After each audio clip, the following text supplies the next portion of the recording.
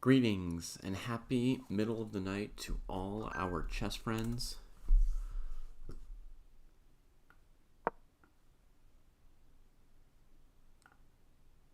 See if I got this one right. Game 10.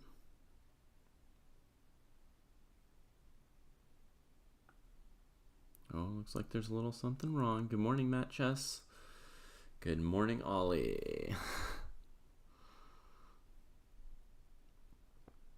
Okay. Which window is wrong?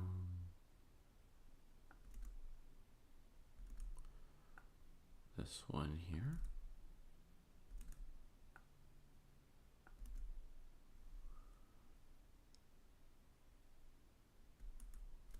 Okay. Do we have a Queen's Gambit today?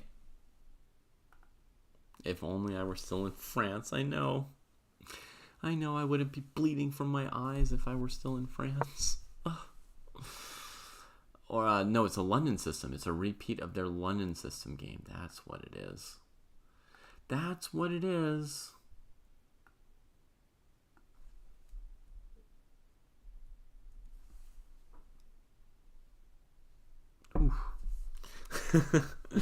Hey, Leviathan. Hey, Become One. No, I'm feeling worse again. But okay, we'll get into it. It's a London. It's black who's added the C pawn to the center, not white. Let's try and find these boards. We can start talking about what's going on. Although they're repeating the opening from a previous game.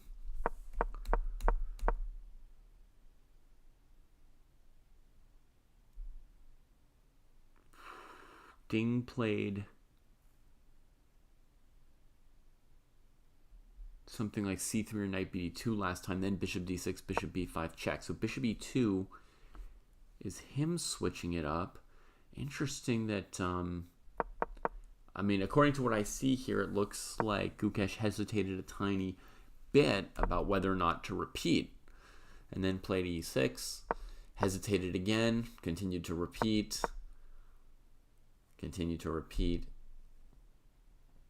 But Ding has already played bishop e2 and is moving the game in a slightly different direction. Okay, interesting.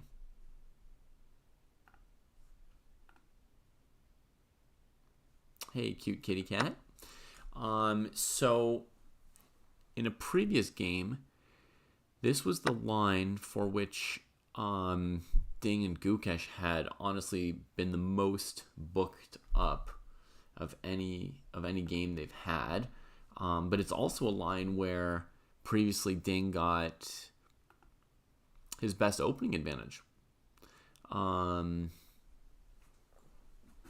So interesting. Takes on c5, recaptures. That may look obvious, but actually, I would guess Gukesh has an alternative in trading on f4, right? Followed by queen a5 check and picking up this pawn. But this structure here, I guess, favors white's control over the dark squares. Yeah?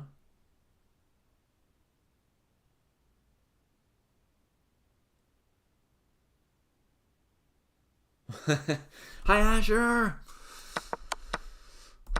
So he had a choice here, but he plays the choice I would have played, which is to keep the bishop and take on c5. Sort of my... It's just my old biases. It's not like a super instinct or something like that. Basically, my instinct from as long ago as I can remember, the dawning of my chess time, was that if you've got two equalish choices and one of them keeps more pieces on the board and one of them trades more, I would keep more pieces on the board.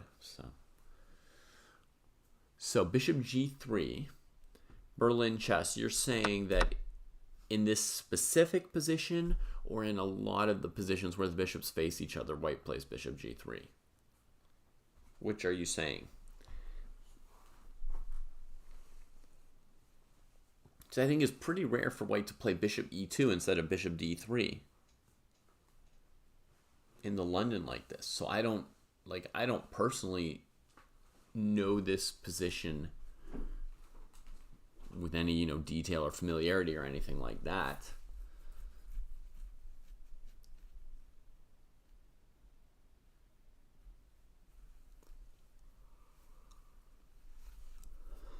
Yeah, that's the major trade-off of this position, Cute Kitty Cat, is black has more center pawns, right? 2 to 1, and white got the bishop outside the pawn chain.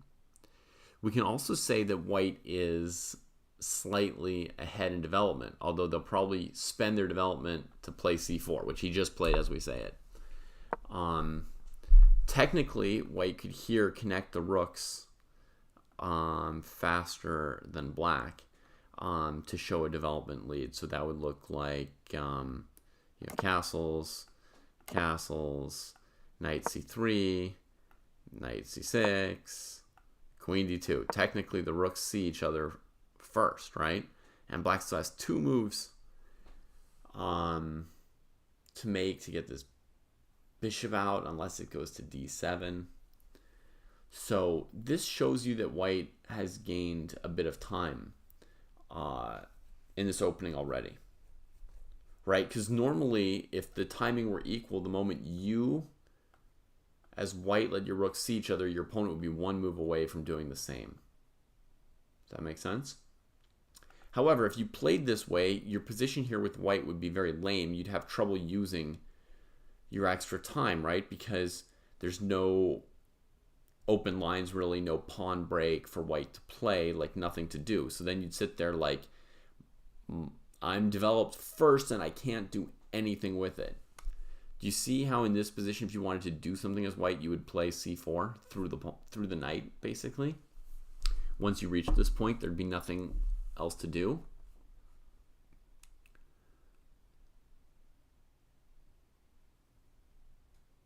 Does that make sense?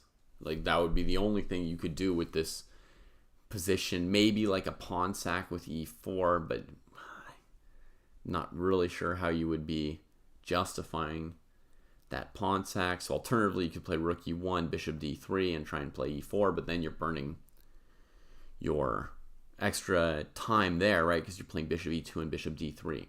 So that explains why he plays c4 as basically the only really logical move to put some pressure on black. But I wonder if this now transposes to some Queen's Gambit declines with bishop f4 instead of a normal London. It is shocking how quickly they're getting into fairly fresh positions, as people from chat are informing me that after c4 is played, there's basically 1 low-level game left in the database. You know, no super GM material here.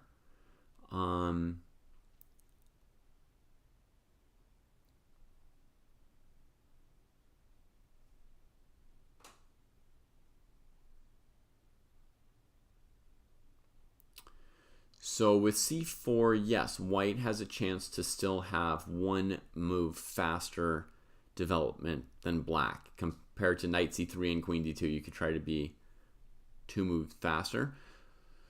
So if black plays a move b6 to let the bishop out, white will be up 1 tempo. So they'll still have something, and they'll have this lever, so the extra tempo will matter more because they can start making the C and D files matter in this game. Okay, and bishop d7 from black is going to be lame. So black needs like a good approach to this position. Sorry. Should keep my arrows on the board for later. Okay, so for now he just castles, knight c6. I see. He has the idea that he'll push ahead with d4 maybe. If white played knight c3.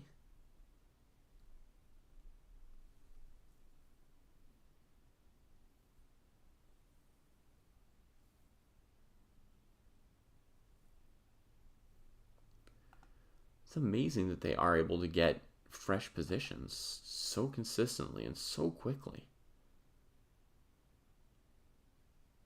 All right, Tiger Cubby saying now it's transposing back to a few games. Yeah. Interesting. I agree, Asher. Knight c6 looks good. It looks most flexible. Basically, if he can threaten... Oh, and Ding's just played a move, Knight c3. If he can threaten to play something like e5 and d4 and force Ding to trade on d5, then his bishop... If he can force Ding to take on d5, then this bishop can develop in one move to somewhere better, right? But okay, Ding challenges that idea with Knight c3. Gukesh is playing incredibly quickly considering the strange move order. He seems very well prepared for this. He now trades on c4. And now, if White takes back on c4, doesn't White have the entire move bishop f4 for free? Like sort of the through the pawn chain move?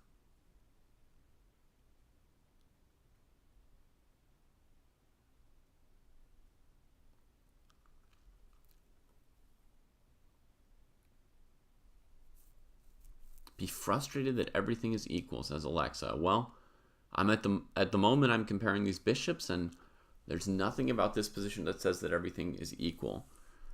I would guess that Gukesh's plan...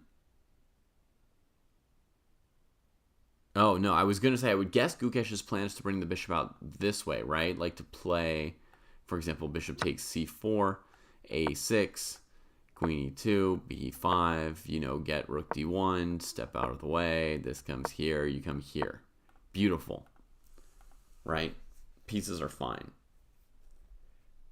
But, welcome to the dojo, Lux Tenebris.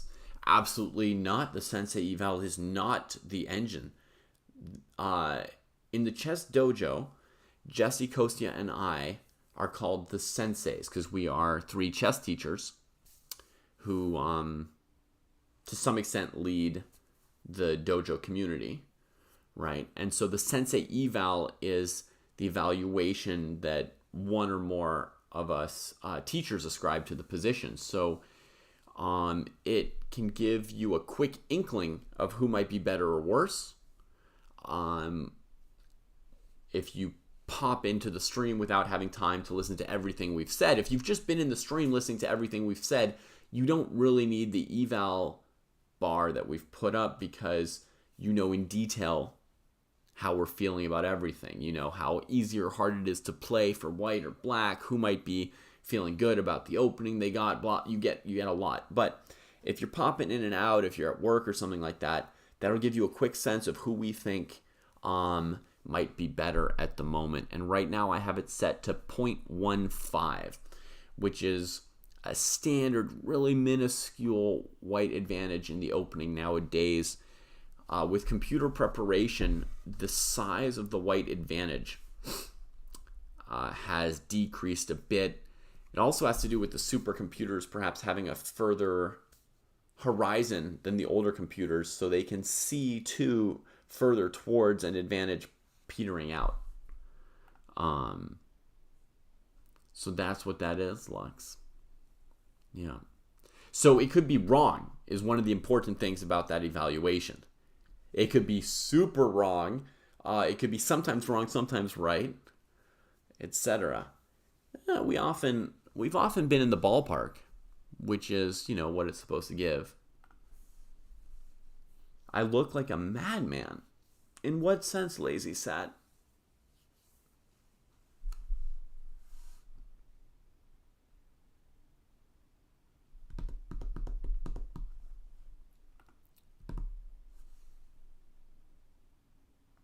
Yes, certainly you won't have seen this on any other channel.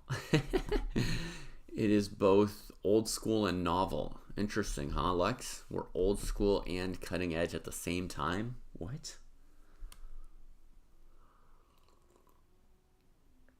Whatever influence Jesse has on me, Lazy Sat, it's been at work for like 20 years.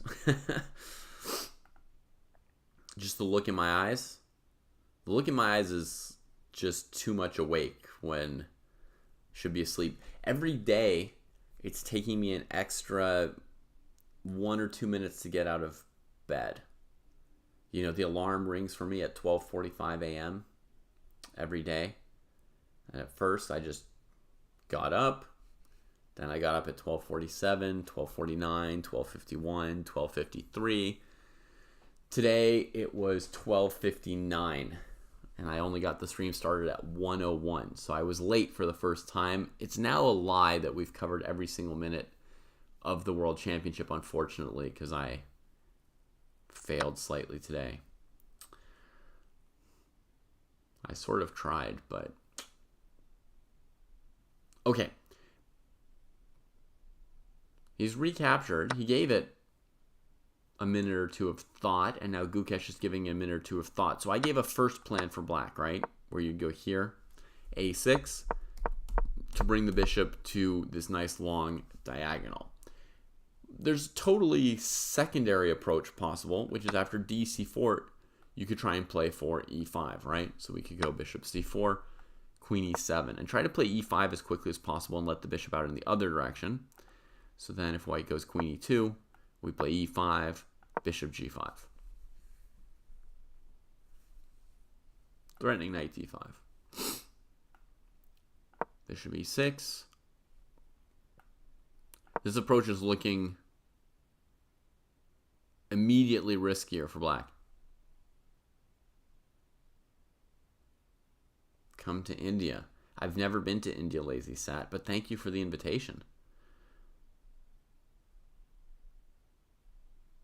Oh, that's great news from Tiger Cubby. He says, today in the post-game analysis, in the press conference, they won't show the computer evaluations to the players as they're commenting on the game, so the players won't just reject what they said during the game and echo the eval bar. They'll be able to just tell you what they really were thinking.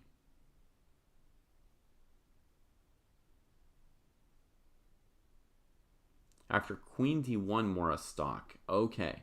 Which is an option for Gukesh in the live position. So Mora stock is wondering, you know, if black after bishop takes c4 plays a third approach to trade off, will this just peter out, right? I just gave you two approaches. One approach was playing a6 and b5 like this would be like a Moran approach from black, and I think this position looked rather playable and acceptable and plausible.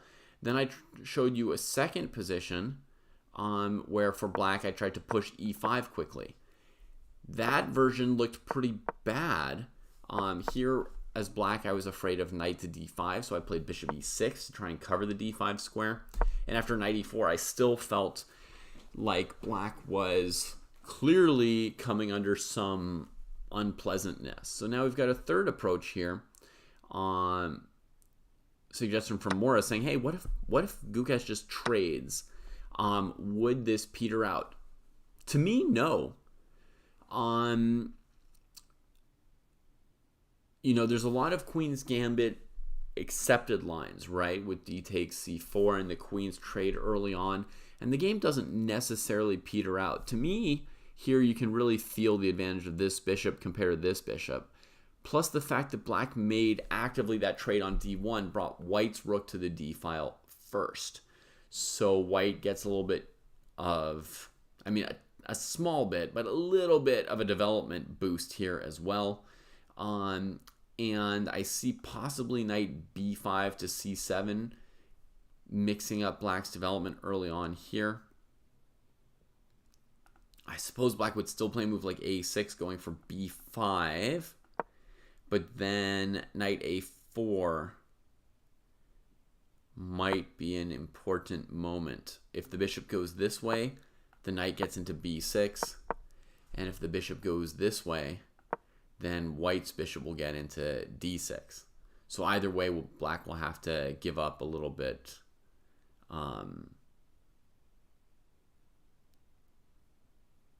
a square. And let's see, we could go like here. b5, bishop e2, bishop b7.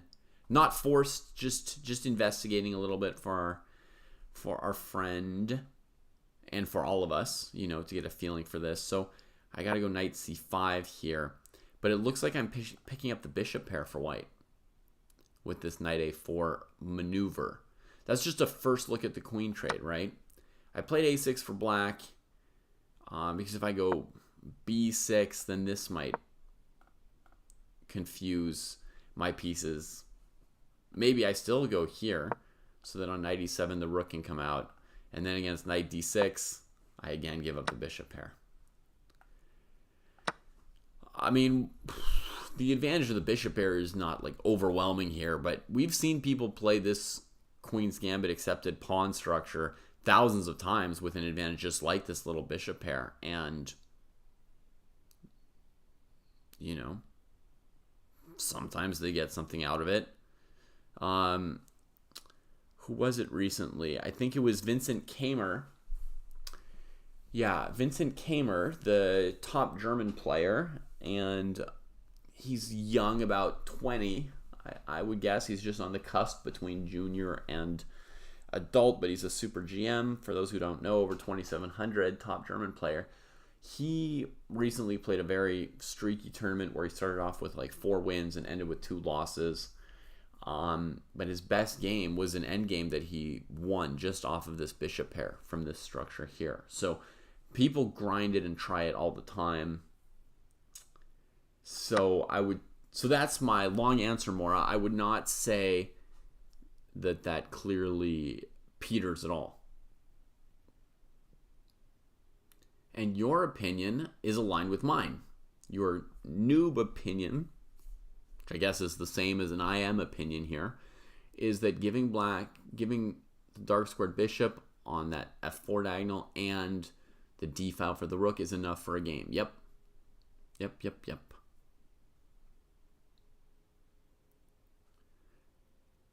And this is a Report Aronian game from 2008 they've transposed into. So Report being Ding's second, or one of Ding's assistants here at this tournament. I saw that Ni Hua is another assistant of his.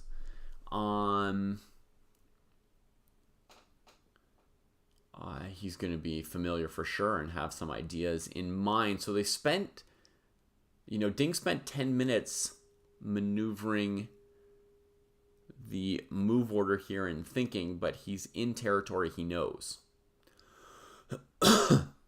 Yeah, 2018, 6 years ago.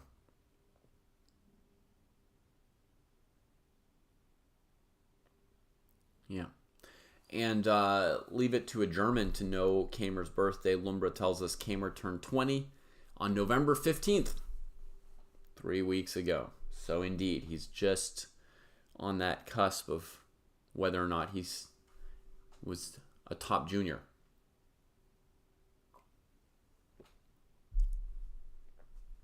Sure, Sankhya, I can cover that. It was in the queen trade variation, right? Very, very polite of you to not think that I was blundering and to want me to explain how I got these pieces forked. So in this position here, knight a4, bishop back. I mentioned to you all that what I wanted to do was put the bishop in, sink the bishop into d6, right? I didn't do it because after b5, I wasn't sure how to justify these pieces being forked, and it looked like I would end up trading 1-2 pieces for a rook, right? Sorry, chess.com. And I don't want to trade 2 minor pieces for a rook. So instead, I deviated from my main plan with this rook c1 move first. And the point was that after b5, my rook will be attacking the knight. So I'll save my bishop. And black could have taken the knight. It was an alternative to what I did, right? Black could have taken the knight, and then I would have taken here. And in this variation, you'll see the black pieces are developing more freely, but they've got a weak pawn over here on a4. Right? So not everything is necessarily going to be easy here either, but it's an option. I could imagine black playing this way, perhaps.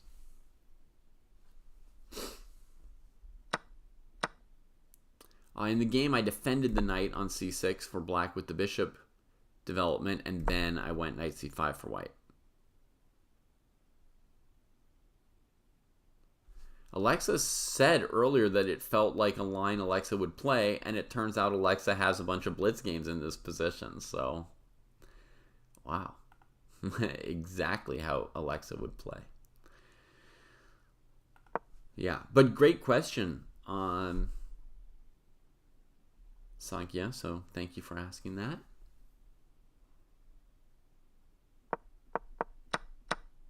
Did Gukesh play a move here? No, he has not.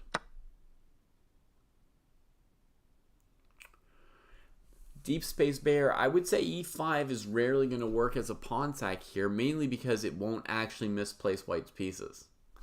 It frees your bishop, which is obviously a good goal, but it doesn't misplace white's pieces. You know, I mean, look at, to capture the pawn, white's pieces have to go into the center. This is where every piece wants to be, right? Every minor piece, kind of. These pieces are all great.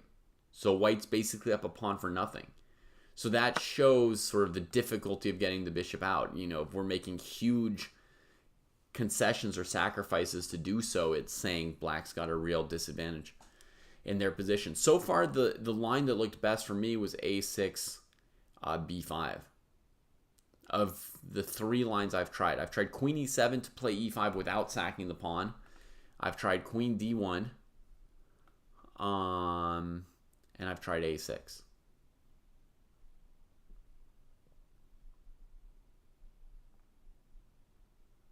And to me, the a6 move looked quite okay.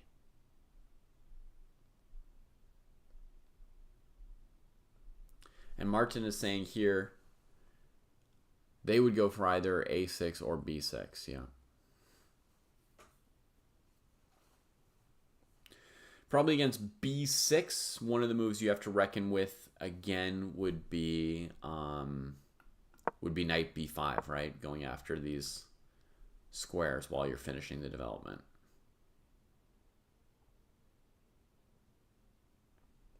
Sorry to hear it, Ron. As you know, I have experience with that this week, so get some rest, and we'll see you for game 11 tomorrow.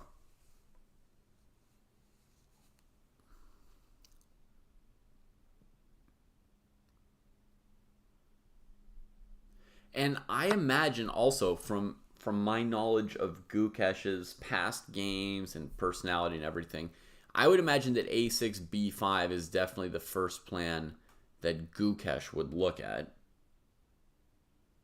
And then, you know, he may or may not like what he sees and have some reason to play a different plan, but I think that's the first thing.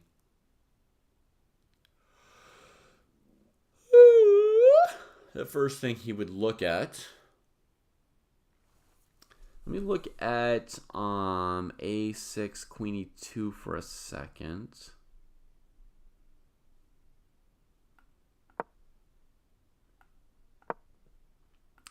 I just want to confirm that this sacrifice doesn't work.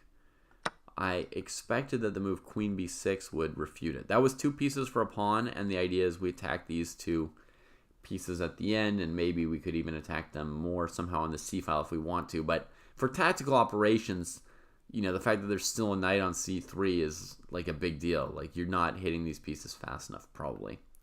So here I was thinking queen b6 would probably hold it, and I just want to, you know, double check that while Gukesh is having a good think today. We can see that Gukesh has been out-prepared or out-surprised by a certain sense here. It doesn't mean that he has a bad position necessarily. We're just talking about this theme that we talk about every day of, you know, who knew the opening better on that day?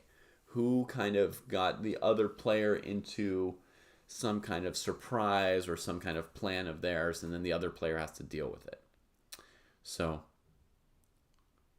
am I misspeaking every other sentence, Asher?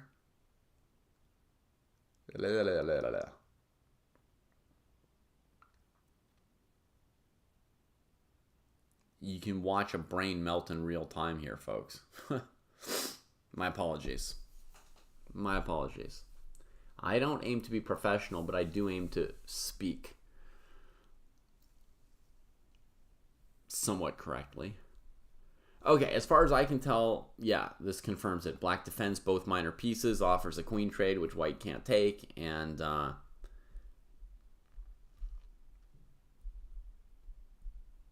white should just lose, quite basically, here. I am tired as hell, yes. It's not good, though. Not good. Okay, so that is the piece sack. It does not work. I think previously I threw in the move rook d1 here after b5 maybe. Played queen e7, then retreated the bishop. It could go to d3 as well, either square. Right, and I played bishop b7 for black and said that, you know, yeah, I kind of liked black's position. I mean, by liked, I don't mean black's better, just this is the most normal and acceptable looking position we've seen so far.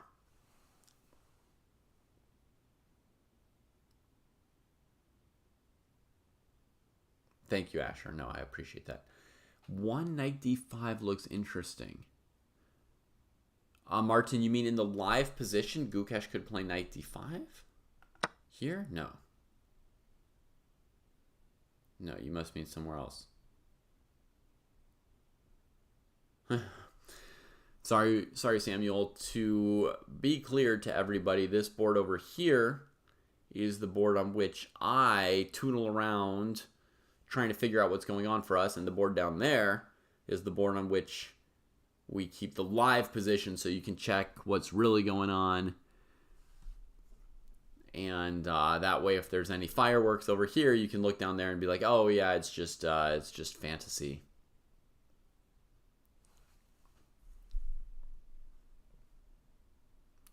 Instead of the bishop, can we sacrifice the knight? Yes, you could call me tomorrow in my sack line, but that's not even going to attack the black pieces with the queen, really, right? So in this position here, if you sack the knight, takes, we don't get that queen attacking two pieces. Oh, but you do have the file open to attack both pieces next.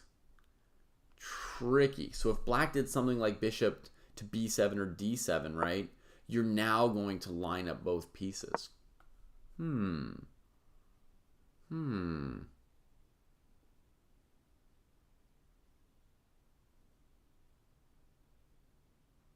Did not expect there to be any real pressure here, but look, I mean, if I defend everything like this, then this could come, and now it does feel like I'm hanging black's pieces, doesn't it? Okay, so we're gonna have to look at this question from Call Me Tomorrow more precisely. What if white sacks the knight first? That is so weird.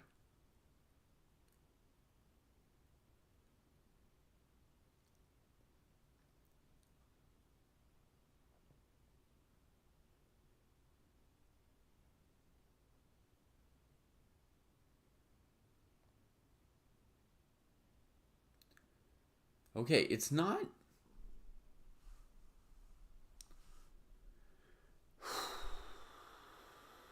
It's not awesome, but I think I see a way to at least keep the extra piece versus two pawns for the moment. A small amount of material here, but we start like this. Bishop a6 here. Somebody asked. Yeah, I've got my eye on this bishop a6 theme. At the moment, white can take it, and we don't have it covered enough. So I'm going to start with knight b4. And my point is that now if you attack the bishop on c5, I will just retreat. Or at least I'll only have one piece attacked, right? So I'm free to retreat whenever I need to or want to. If a3,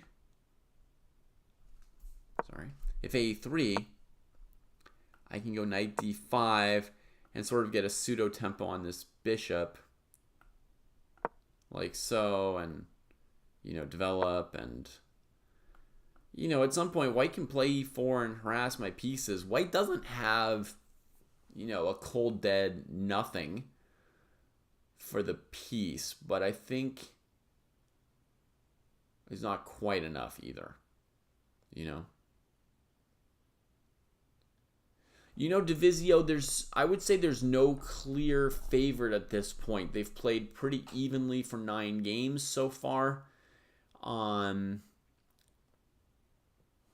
had some match initiative, you could say, in games 7 and 8. It was feeling like he had Ding a little bit on the ropes, like he was getting some good positions and some winning chances. But, there's only 5 games left, and they've played 9 games equally. So I would say they're very, very, very close. And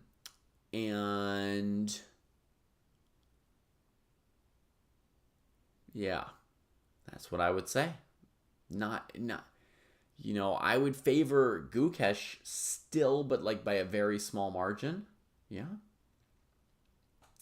Very small.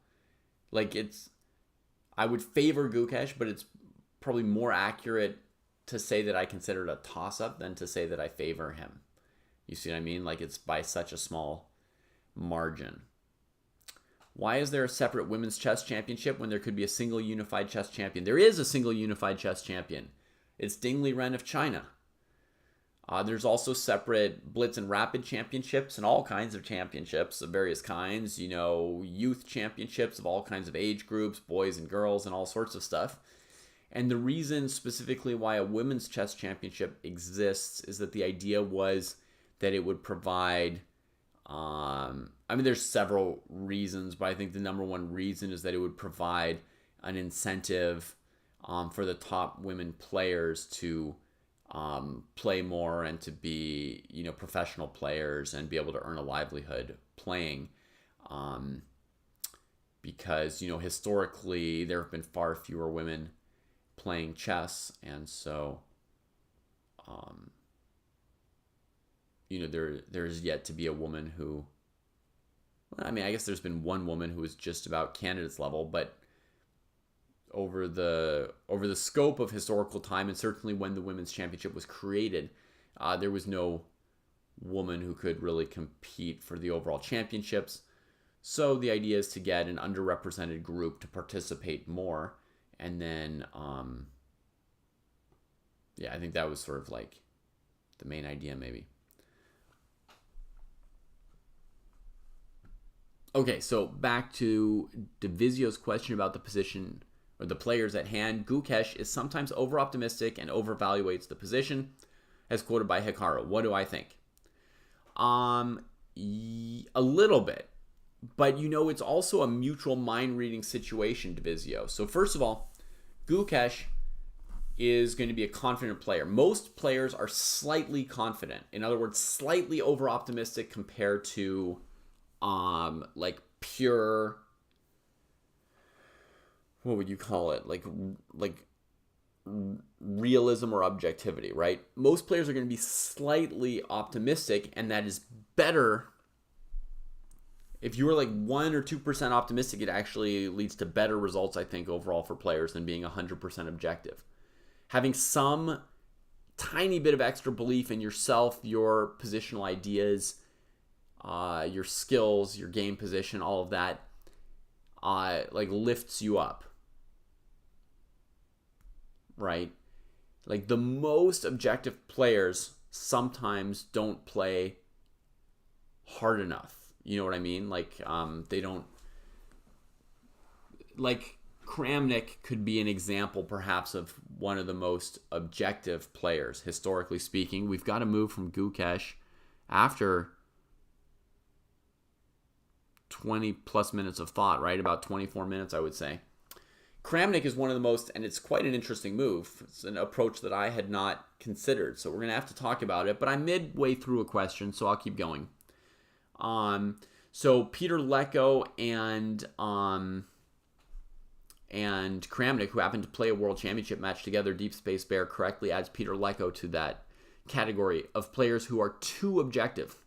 And what it means is, and I wonder if Tigran Petrosian might also slightly fall into this category. But let's just talk about Peter Leko and Kramnik right now, who are more modern players who many of us might know something about, and I can be more confident about having watched their matches live. They would see that they didn't have any advantage, and they would play in a style which most people would call unambitious. You know what I mean? I know, Francois, but bear with me as I talk about Kramnik, the chess player, right? From 20 years ago when he was one of the best players in the world, and even 10 years ago, 12 years ago. So basically they would see like, well, yes, I have these plans, but my opponent has these plans, and actually it's equal. And then, they would make lots of draws, and people would complain that their chess play was unambitious, basically.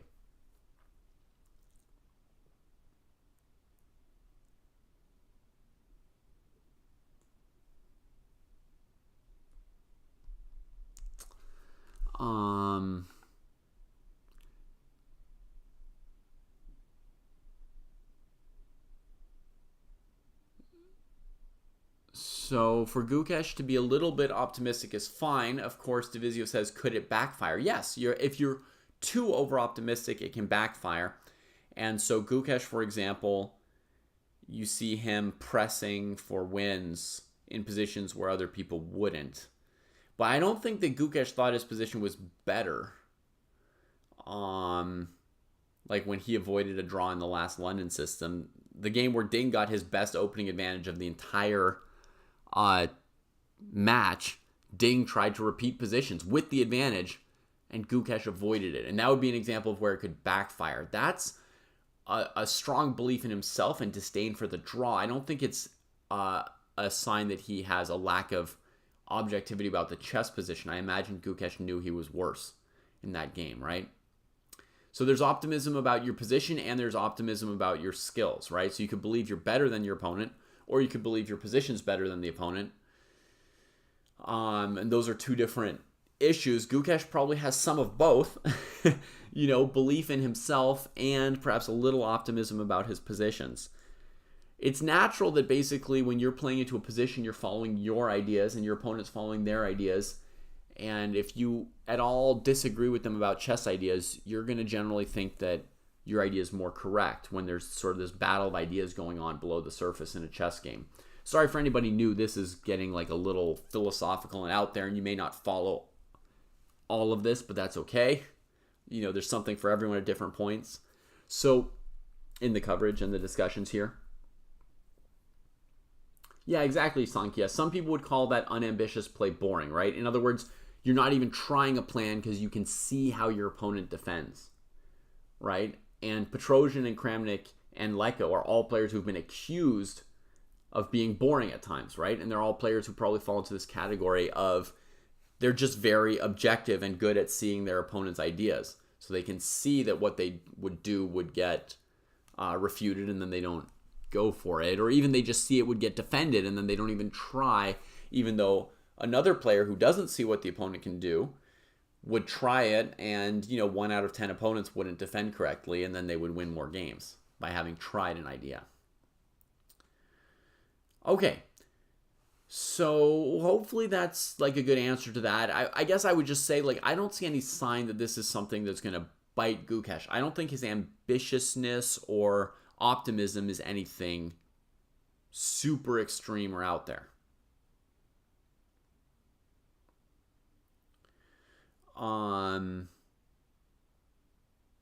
So whether you're Indian or from somewhere else and just a fan of Gukesh anyway, I don't think we need to be too worried about that. All right. So knight h5. So going after the bishop, because it's outside the pawn chain, right? So when you're out there, things can happen to you, right? The bishop's out there, out in the world, where good and bad things can happen to it. I'm a little surprised by this, and my first thought is that white has this move, bishop g5, dodging away from the knight. If white leaves the bishop to be taken on f4, like this kind of a move, this I don't trust for white because I think the bishop is too good. There are positions in the London where white gets this pawn structure and then uses it to put a knight on e5. But they're more French-like positions where black still has a pawn on d5 and white still has a pawn on c3. Those positions are more closed. You can set up the knight on e5 and play towards the king side here. Black has, for example, an immediate knight d4, trading off that knight and, clarifying some dark square space for these pieces, threatening queen takes f4. Yeah. I mean, again, white's going to have a little tempo here, a little time while black's catching up in development. But I fundamentally just don't see much potential for white in this position, right? This bishop's stymied. You're facing the bishop pair. I don't really believe this thing.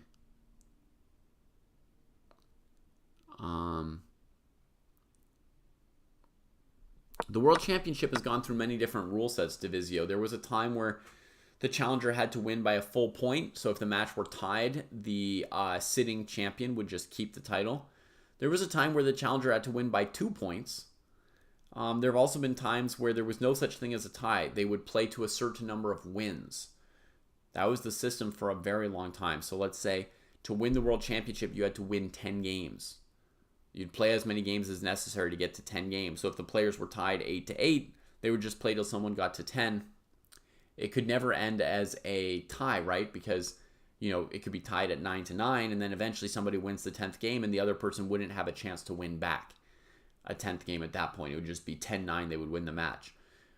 So a bunch of the original World Championship matches, like the Steinitz matches, if you know who that is, the Steinitz World Championship matches in the 1880s, 1890s, were first to win 10 games. Yeah. Great system. First official world champion, exactly.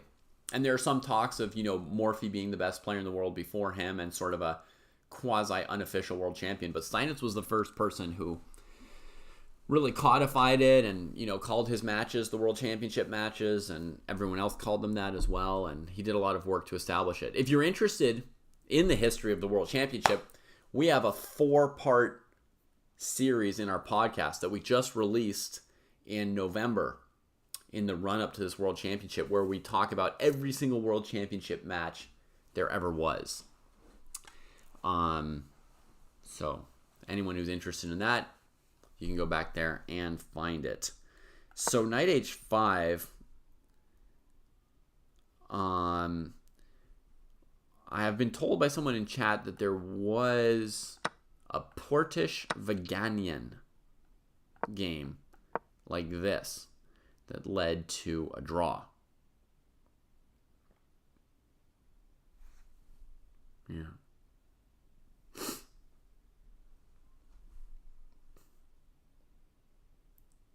A first to 10 wins format would definitely work differently in today's world, where the players tend to draw 70 to 80% of their games at this level, right? At this top.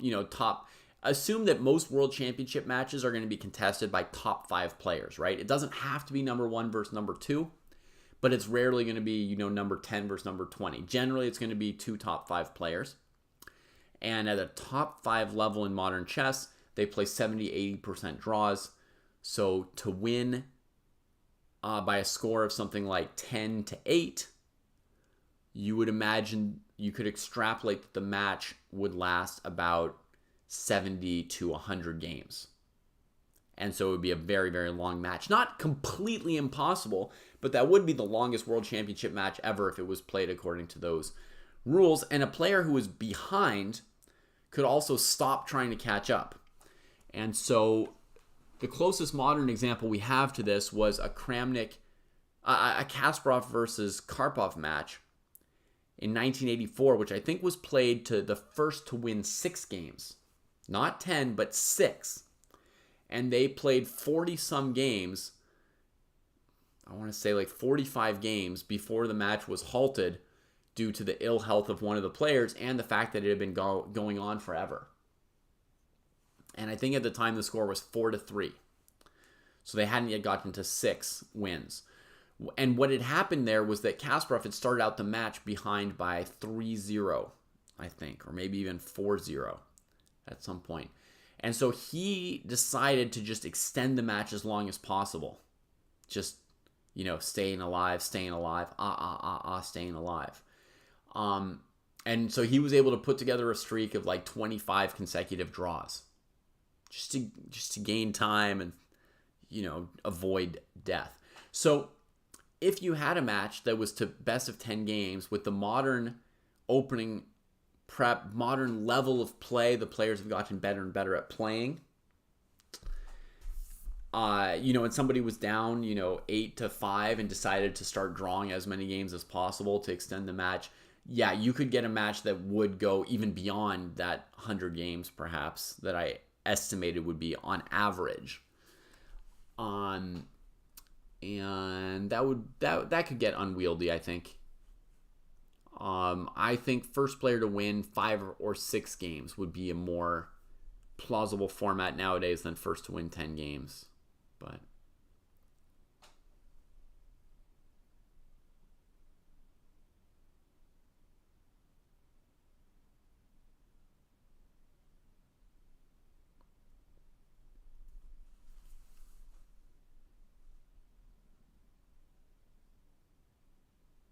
okay, so this is one historical reference for this position. Very, very historical, right? Portish and Vaganyan are some old school top grandmasters from like 1980 or so. It's probably around the era that game is from that was quoted to me in chat.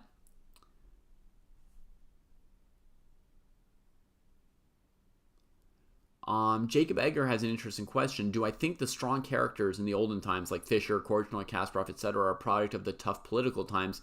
I feel most top players now are pretty tame. Jacob, I was thinking about how, in the past, chess players had this reputation for being crazy and weird and eccentric and nerdy and stuff like that. And, a lot of the world champions did tend to lose their minds as well as other top 5 players sometimes. And now we've got a lot of top players who almost seem like normal people who happen to be professional chess players, right? Like Magnus, who's into sports and all kinds of other interests, who did modeling, who is sort of like entrepreneurial with designing chess apps or products or whatever. Anand, who seems like a very, very well adapted person. Kramnik's fighting for that old chess players are crazy thing, right? He's like, we're not done being crazy yet. A little bit these days, but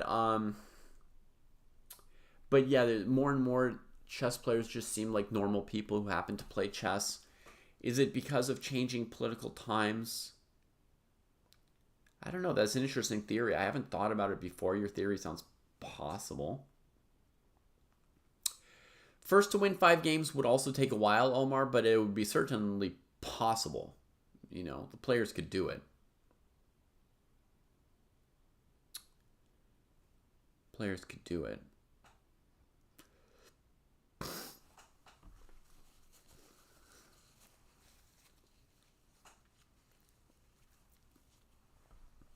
I think 5 games is within the realm of possibility for them.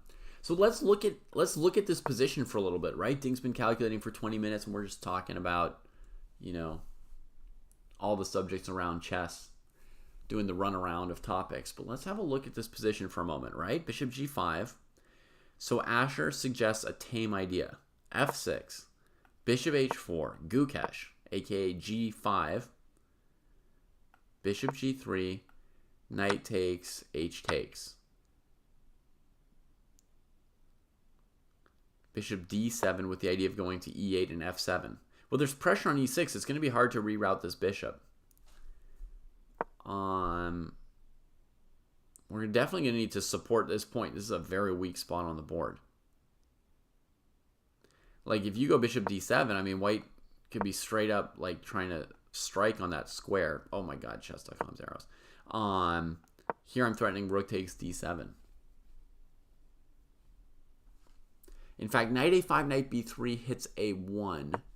Maybe I should play rook a1 to show that against knight a5 it's not even soon enough, right? I crack black like this.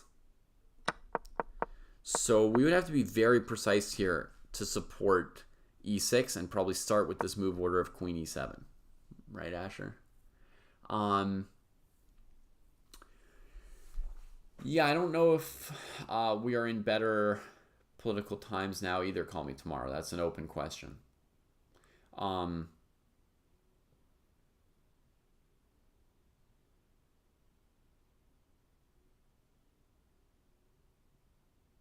don't know how one would characterize the period in Indian history that Anand grew up in. You know, did Anand have a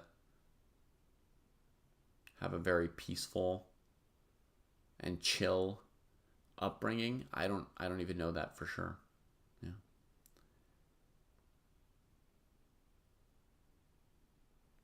French politics are a little bit weird right now, Surya, but I think life in France is reasonably chill. From my recent experience, I lived there for a year last year, and you know, yeah, right now they may not have a government, which might strike someone as, you know, being like a particular kind of political situation to not have a government. But, you know, just going around day to day, there are local governments functioning, and, you know, life is pretty chill. So, Divisio thinks that Anand had a pretty chill upbringing. So,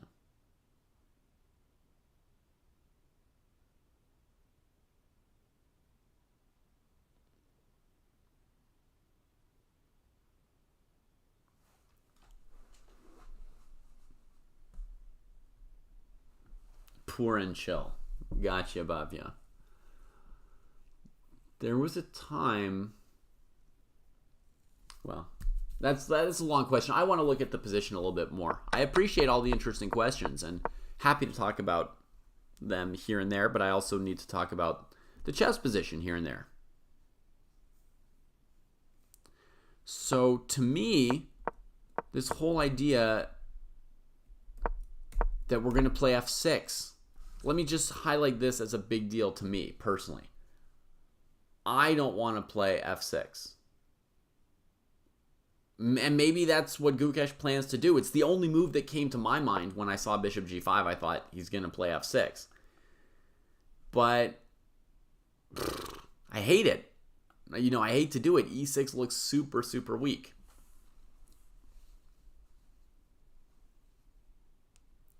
Oh, Rohan gives a pretty good potential answer to your question, Jacob. You see that? Sports psychology and coaching and fame management have improved across all professional sports.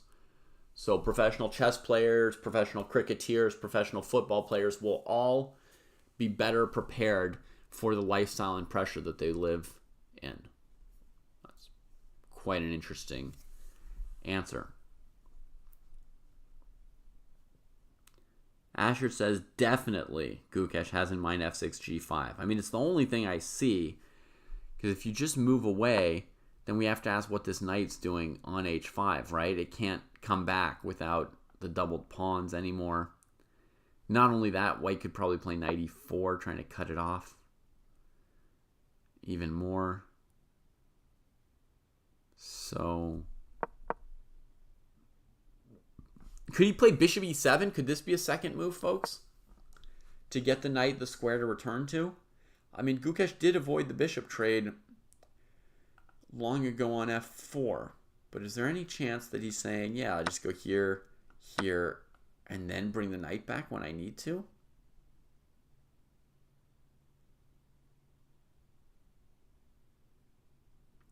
I mean, it feels like black's costing themselves some time, right? Knight h5, and they have to come back to f6. The bishop's still on c8. Seems like a fair amount of time for white to try and drum something up, doesn't it?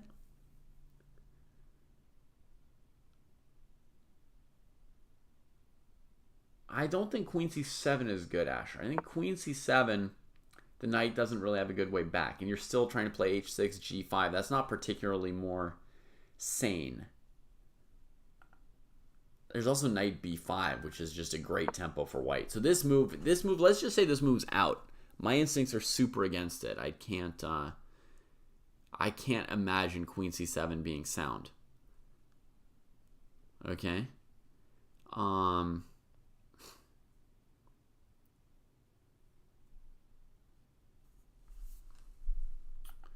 No, like any move black plays has to make sense of the knight on h5 rapidly.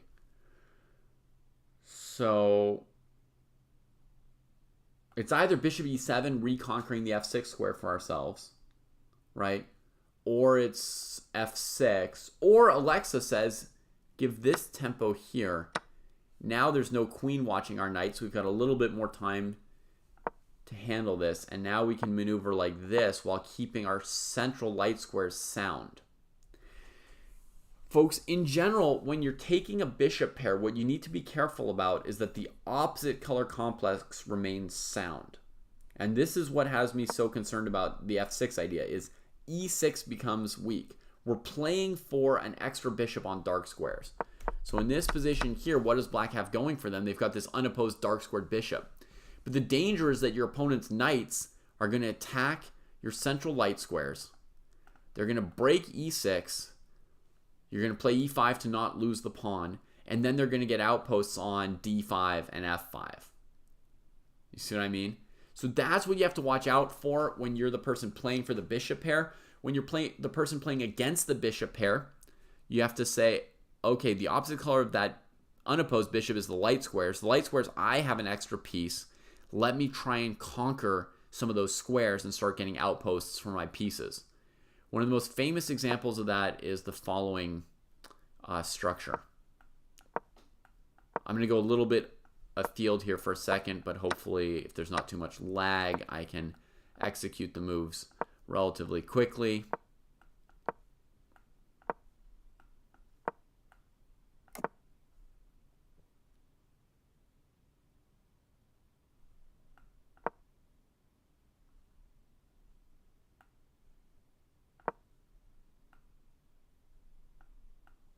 I'll do something like this.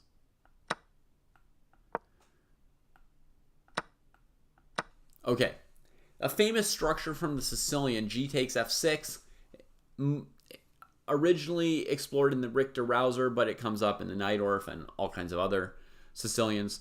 In this position here, black's got the unopposed dark squared bishop, and the main plans for white involve attacking e6 and f7, the light squares. You go f5, bishop c4 if you can, knight e2 to d4 or f4. You try and put so much pressure on e6, which can't be defended by this bishop, that you get black to move the e-pawn, either taking on f5 or pushing e5, and then you get control of a light square outpost. Okay? So, no, Jesse's probably getting up around now. He'll be joining us. It's now 5 a.m. where he is. And he's coming in.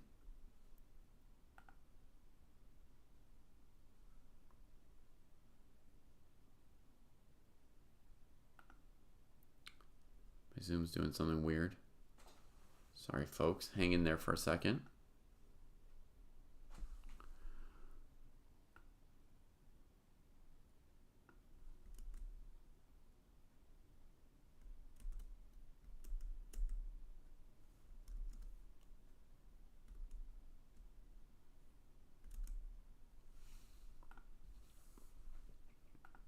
Okay, so that was quite a weird sidetrack from some perspective, folks. But I do it because it's one of the positions I know best that that talks about my concern with f6 and g5, right? My concern is that we could lose We could struggle to defend e6. And if e6 goes, then all the light squares will go. Does that make sense? If e6 goes, then white's going to get all kinds of nice squares for the white pieces. Okay, Ding's made a choice. And it was bishop g5, the obvious move. Good for him. My sensei evaluation right now, we're at move 11. So it's still quite early in the game. And I do prefer white's position for sure. To me, at the moment, it's 50-50 which of these is Gukesh's plan. Whichever it is, I would expect him to play it very quickly. So we'll find out soon, because he thought a long time on knight h5, and this is the most obvious response for white. So the fact that he hasn't moved yet suggests to me he's not even at the board, like Ding played while he was in the bathroom or something. Gukesh generally stays at the board a lot, so let me see if I can find video footage of this and see why he's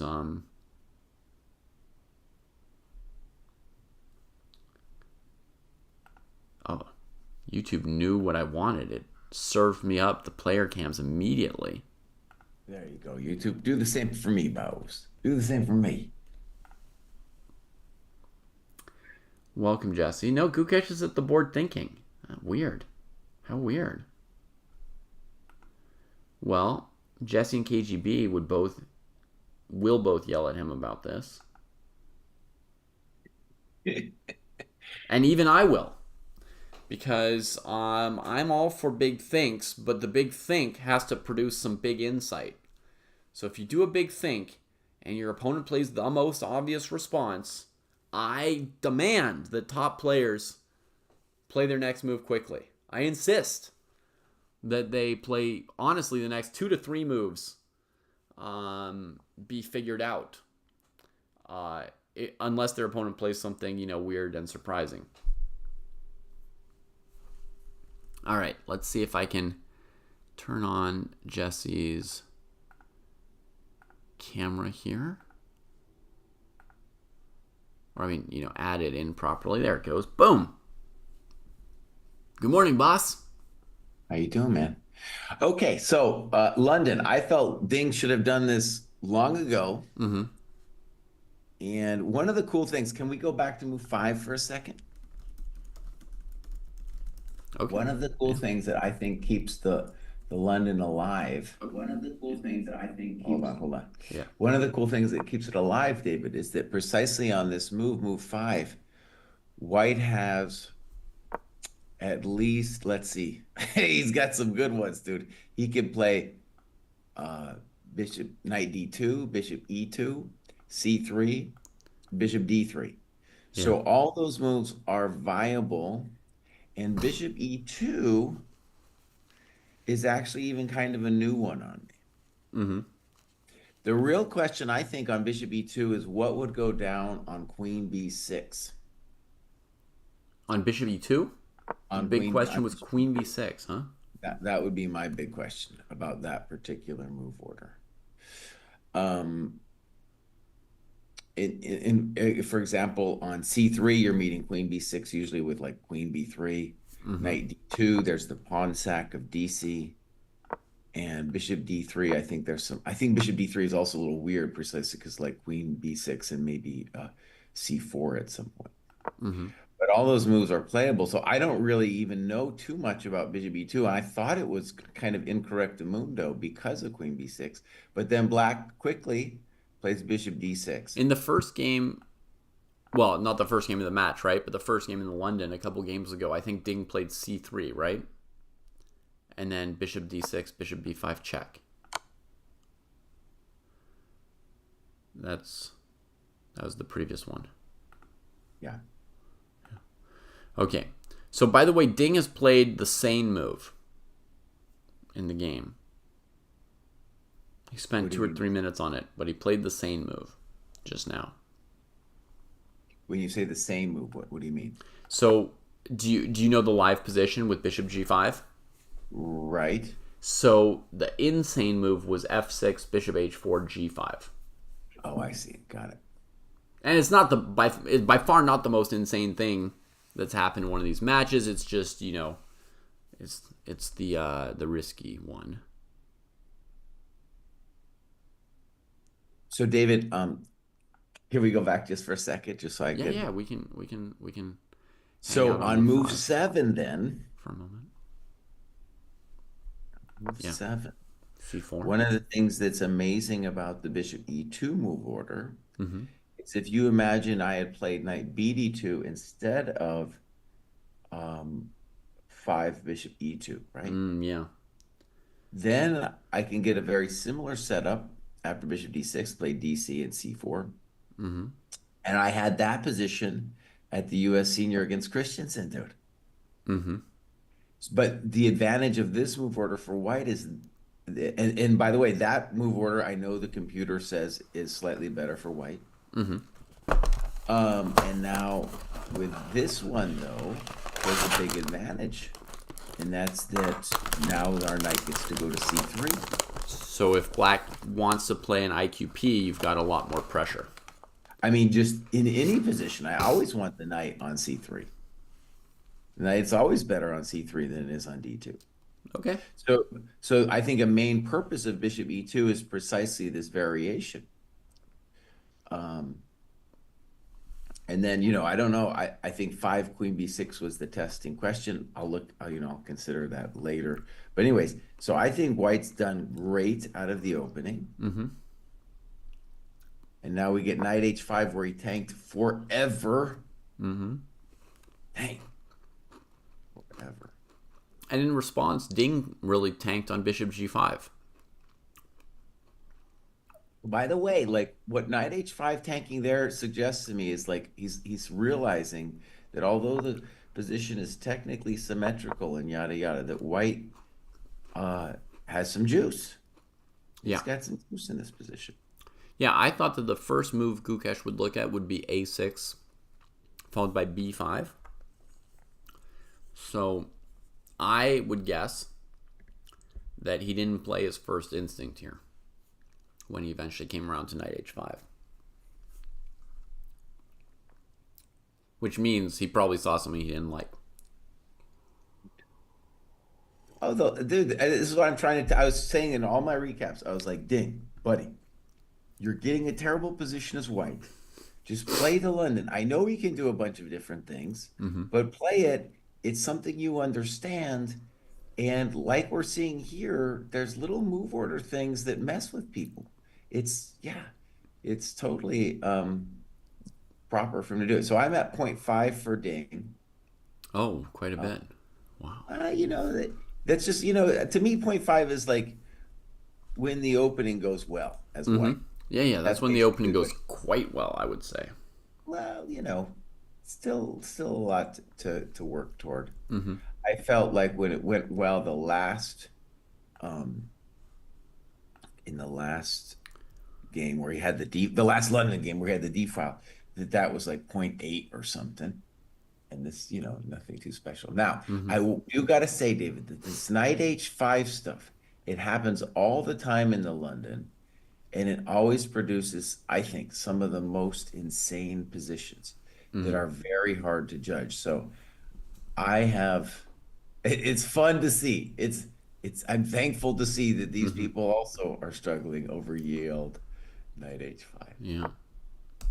Okay, so one of the things, David, I think we'll say, right, is white's definitely better. Yeah. For a variety of reasons. And let's say 2 reasons.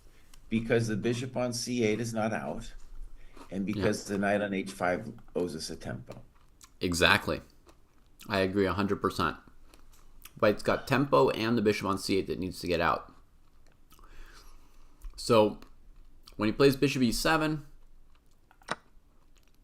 he's going to have to spend a move on knight back to f6. He's going to have to figure out that bishop. White's got quite a bit of time. I haven't yet figured out what white does with that time, but white's definitely got it. Now, we should also mention that the bishop on c4 doesn't know what it's doing there. Yeah. So, and another thing I'll mention is a lot of times when white has time in these positions, you can try a buildup with e4, e5. But now it doesn't make any sense at all because the f4 square would be gone and because the knight isn't even there to smack on f6. Yeah. So that But you could plan, do it the moment the knight comes back to f6, yeah. Mhm. as soon as he pays you. So you could try to get ready for that. One problem with the payment though is if we play if we want to just play queen e2, we have to take on e7 first, and when we take on e7, he wins a tempo with queen takes e7. Yeah. But you do have so many tempi, and your bishop's hanging. In some ways, it's easier. Okay, even though white's better, let's just say this question right now is that in some ways it's easier for black because what does black want? He wants to play bishop e7, queen e7, and then just b6, bishop b7 to close it out. Also bishop d7 in some positions, and just say I'm solid. You can't mess with me. I don't care. Yeah, the next few moves are harder for white to play. I agree, because they have to figure out how do I make something out of my time advantage. And black's moves are prescribed. Just complete development.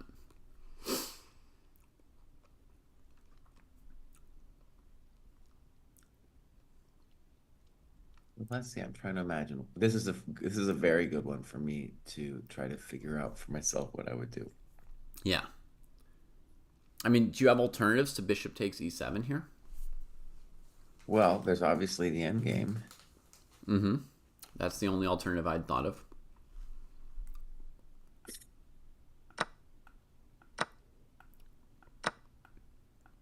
So this is an option, folks. And it might seem weird to put the black rook on the d file, but sometimes you can gain even more tempo from that by challenging the rook before black can defend it. Yeah, how about in that position, David? Like I could play knight e5 right away, for example. After, and so in your position after knight takes e7. Yeah. So I that's guess a black small just plays advantage. bishop d7, right? They got to get out. Yeah, so that's a small advantage, but we want more. Okay, so but we'll say that that's one of the things that we're looking at. How to bishop e7. Yeah. Quantum photon. If there's a way for this bishop g5 to escape all the black pieces here, I don't see it.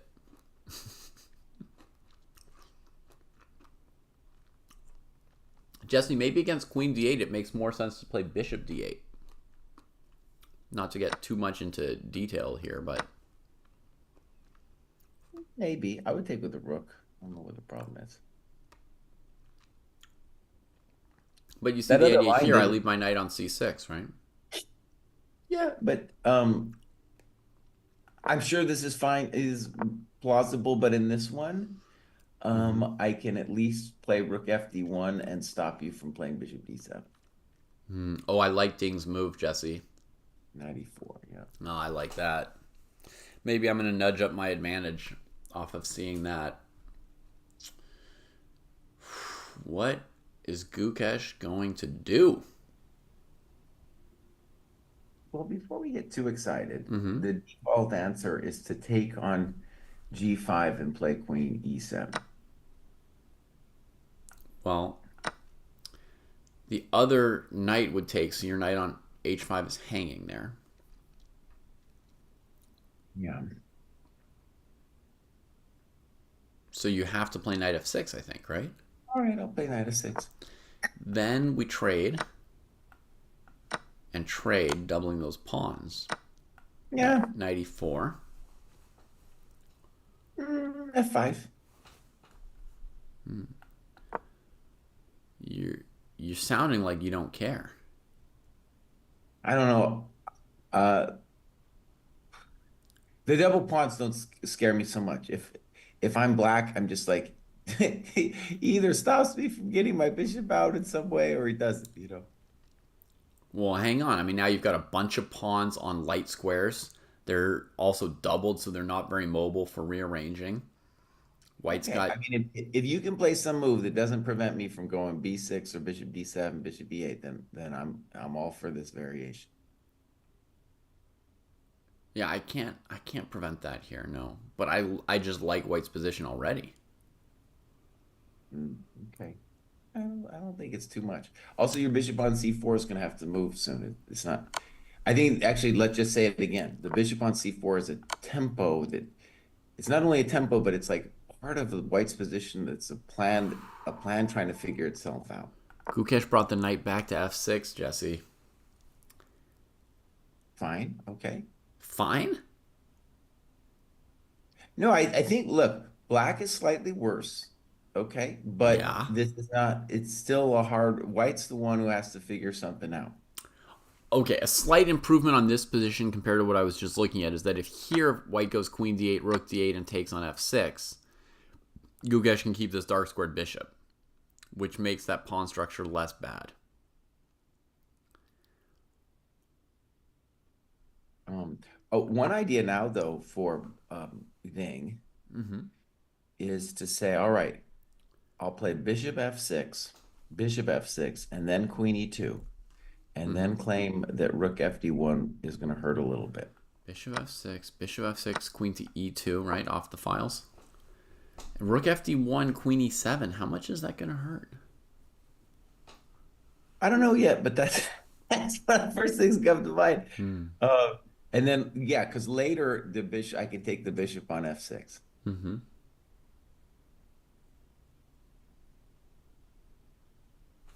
Yeah, and I could play the oh no you don't of Bishop E7 here, right? And then on Rook D1, my queen has to go adventuring, which is the cost of this. But let's say she goes to B6. Yeah, the bishop on C8 is really struggling. Right. So the thing that White could say to himself when he imagines that position is like, I know exactly what's going on, but that bishop on C8's a joke. Yeah.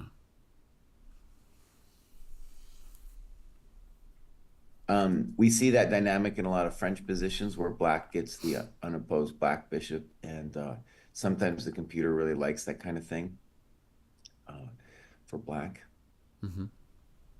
Okay, so we got a couple ideas. We have David's pawn structure idea.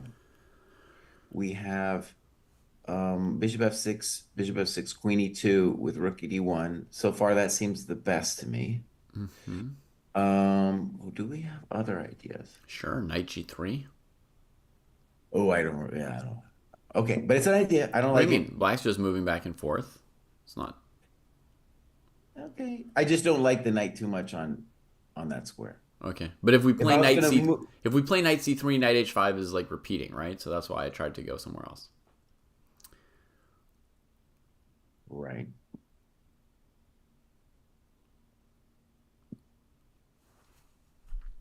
Right.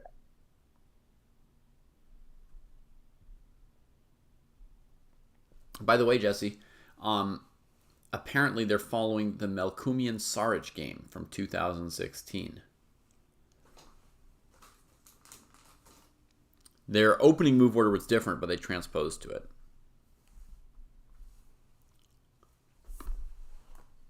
And I don't think that they know the game, so they're not following it in the sense that they know they're following it.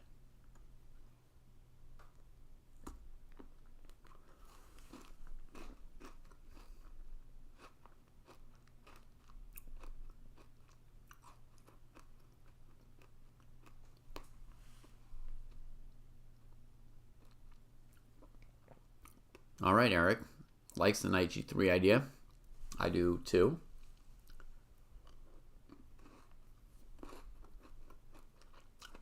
To me, knight G3 keeps the pressure on black, but maybe the bishop doesn't have anywhere to go. Knight G3, H6.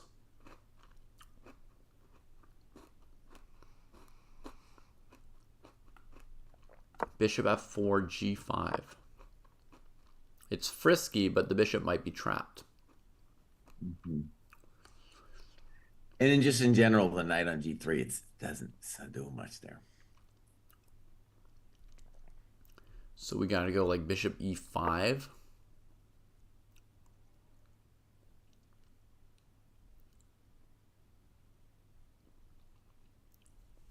Oh, David, I have a weird move. Yeah, Okay, just as this is another option. sure. We could play queen d8, rook d8. Mm-hmm. And I think tactically we could play rook fd1 there.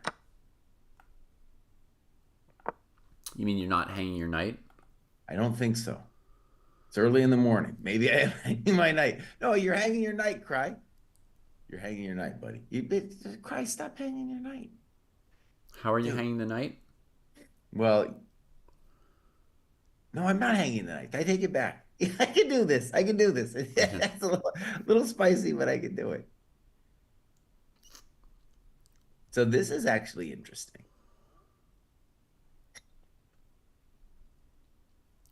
Okay. And if bishop d7, that lets you play knight d6 to try to tickle black. Right. And if knight d6 is whatever, for whatever reason I don't like, I could also do your pawn structure thing then, because that would be a slightly advantageous version of the pawn structure thing. Right. Knight f6, gf6. I think with the bishop on e7, black's a little bit less badly off than before. But yeah, I mean, only white could be better with that pawn structure, right? Maybe put the bishop on h4, maybe h6. Mm-hmm. The obvious question, though, is, of course, knight d6. Is like, well, how do we evaluate that? Yeah. Black would need to find a move. I'm just saying. So that looks actually, that's the best I think I got so far. Queen d8, rook d8, rook fd1. Yeah, that's a very nice find, Jesse. I can tell you that it immediately felt more unpleasant for me than before you suggested it.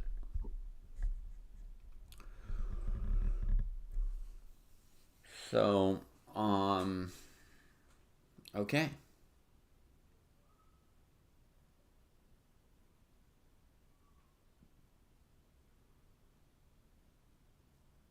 Okay. My gosh. Okay, I want to say two obvious things, David. We again are following the same pattern where Ding is going to be in time pressure early on. He took on f6. Huh. So this was, I believe,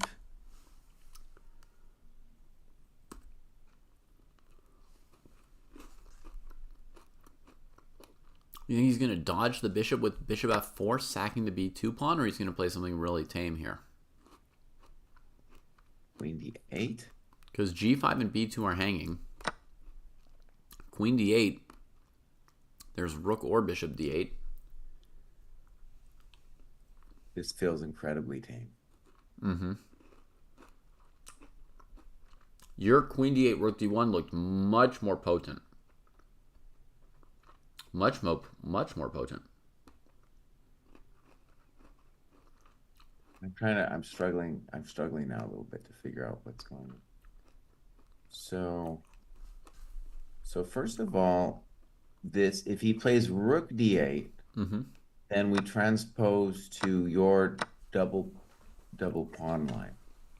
Yeah, just with the knight on f3 instead of e4, right?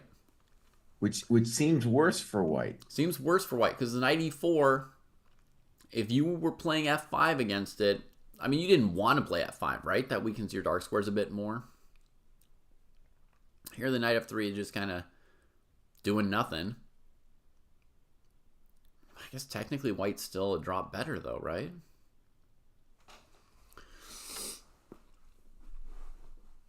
Okay, David, maybe it's a little weird, but maybe the intention is on rook d8 to not take instantly on f6 and put a rook on d1. So let's try rook a d1. Yeah, let's try that. Got a lot of questions about this rook a d1. Yeah, I mean, I'm going to try taking your pawn. I'm just going to. I knew you were going to try, and you should.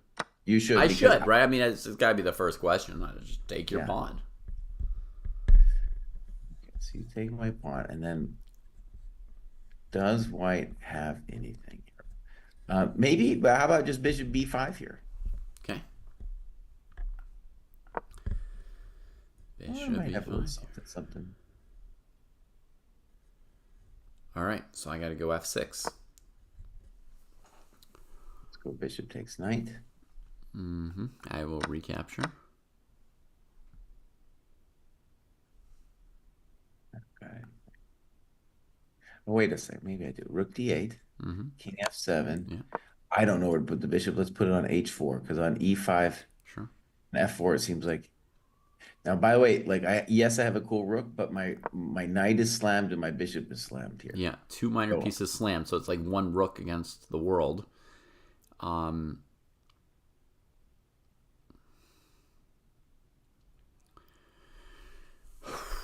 don't have an instant solution. king e7 looks fine for black. You go rook h8. Rook h8. Worst case scenario now, I play bishop b7. Worst case. Rook takes h7. Fine. King f7, and I think black's better. It's true that I had taken a pawn on b2, right? So actually, I should be very happy to do this. Yeah, and you got the two bishops, yada yada. My rook on h7 is a chump. Knight f3 is a chump. Bishop h4 is a chump. Your entire team is chumps. Your team is chumps, dude. Yeah, black might just be winning. I mean, Black might be winning. just queen the c pawn while white fixes one chump at a time. Now, if this was Ding's idea, like I get why you'd want to think this is like. Okay, so let's go back to the bishop takes b2. Right. Bishop b5. I don't know. It's not looking like a solution, right? Yeah, bishop b5 was anything to do. It doesn't do anything. You can't. Let me try again. Bishop b5, f6, and let me just go bishop h4. Okay. Maybe just king f7. So yeah, it would make sense to me if the white minors were doing something, but I don't see them doing anything. Right. Yeah. You want to try knight d2 here before we give up? I don't get it. It's to play knight c4. Then the black bishop doesn't have a lot of places to go, and you've got knight d6 possibly. But it'll go bishop a3, bishop e7, if nothing else. That sounds good. Let's just put that on the board for a second. Here. Boom. Here. And black's ship is pretty tight here.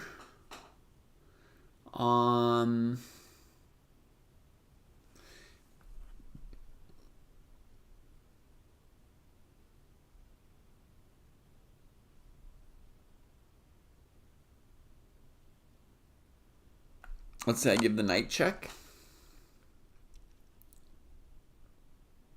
We don't got nothing. I'll take the thing, king e7. You take the thing.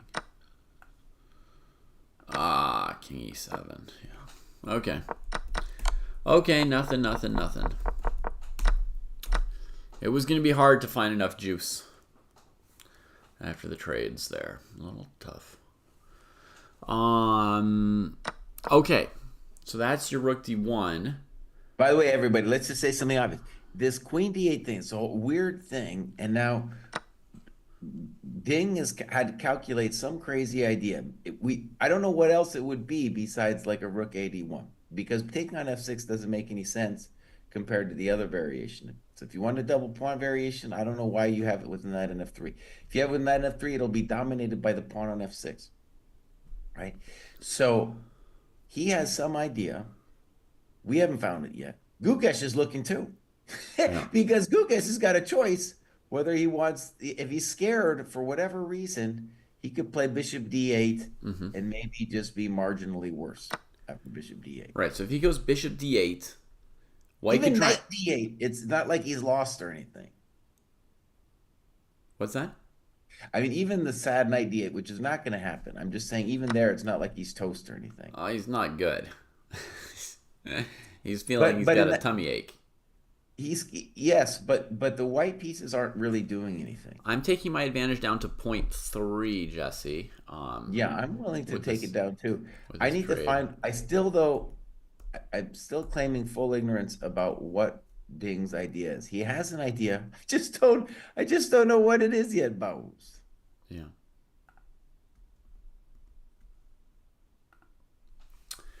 Yeah.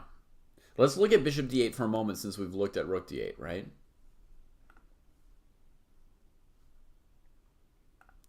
So against bishop d8, he could try to dodge the bishop with bishop f4, but I think he would just play rook d1. Yeah, I think on rook d1 there, I can claim I'm a touch better. Because let me just show bishop f4 for 1 second. The black bishop comes back to f6, right? And it tags b2, and again, you're in a situation where it's like, oh, do I have to sack this pawn? Because otherwise black might play e5 and bishop g4 and just develop too quickly, and it's all over. Right? Like if I play rook b1 here, that should be equality for black, right? e5, bishop g3, bishop g4, or f5. You know? To me, that looks like nothing. So I think against bishop d8, white would play rook d1. Let's go rook fd1.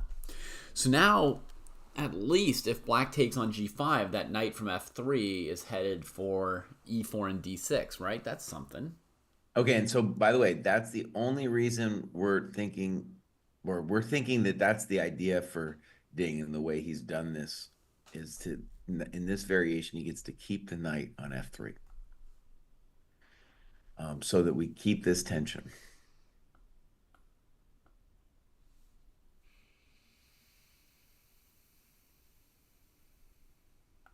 Okay, a move has been played, rook d8, and then Ding just immediately takes on f6. Okay, I'm going to go all the way down, rook fd1. I'm going to look at it some more, but to me, bishop d7, we're dealing with an equal position, so I'm going all the way down. Not an equal position. I was going to maybe go down to 0.25, but now you're incentivizing me to stay at 0.3 to argue with you. But I'll go down to 0.25. I'll be as honest as I can.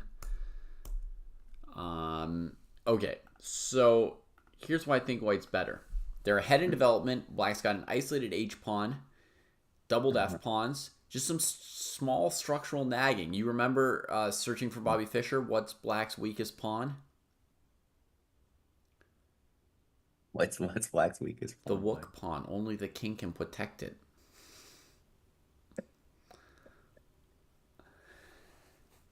Okay, let me tell you why I think it's totally fine for black. I think it's incorrect to say white's up in development, because the knight on f3 has to find a role for its life. The bishop on c4 has to find a role. I don't know what it is. And black has very simple prospects with like king f8, e7, bishop e8. So totally fine. Well, careful. If you go king f8, e7, and white plays bishop d3, who's going to defend your rook pawn, huh? My Wook pawn? Your Wook pawn.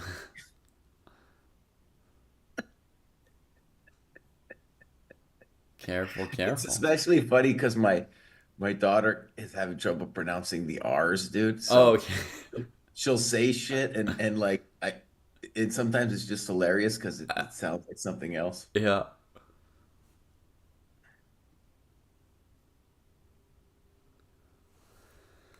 I mean, I've got a 2-year-old who pronounces things much, much worse. And like my second child, my third child loves sticks.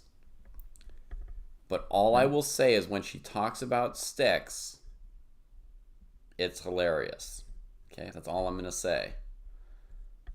I'm not going to pronounce it her way on stream. But I'm just going to say, this was the same with my second kid as well. He was obsessed with sticks. Anywhere we went, he was finding a stick on the ground somewhere and then like collecting them, right? Like they were all like such great you-know-whats that he had to bring them all home. And he had a huge collection of sticks. So David, let me try to convince you now. So rook ac1 is the move of a man who's not doing much. There's no breakthrough on the c file, boss, you know? One of my kids is a dog, SB McManus, but three of them are humans. And I was talking about two humans because my dog is not very interested in sticks, nor does my dog know how to say anything.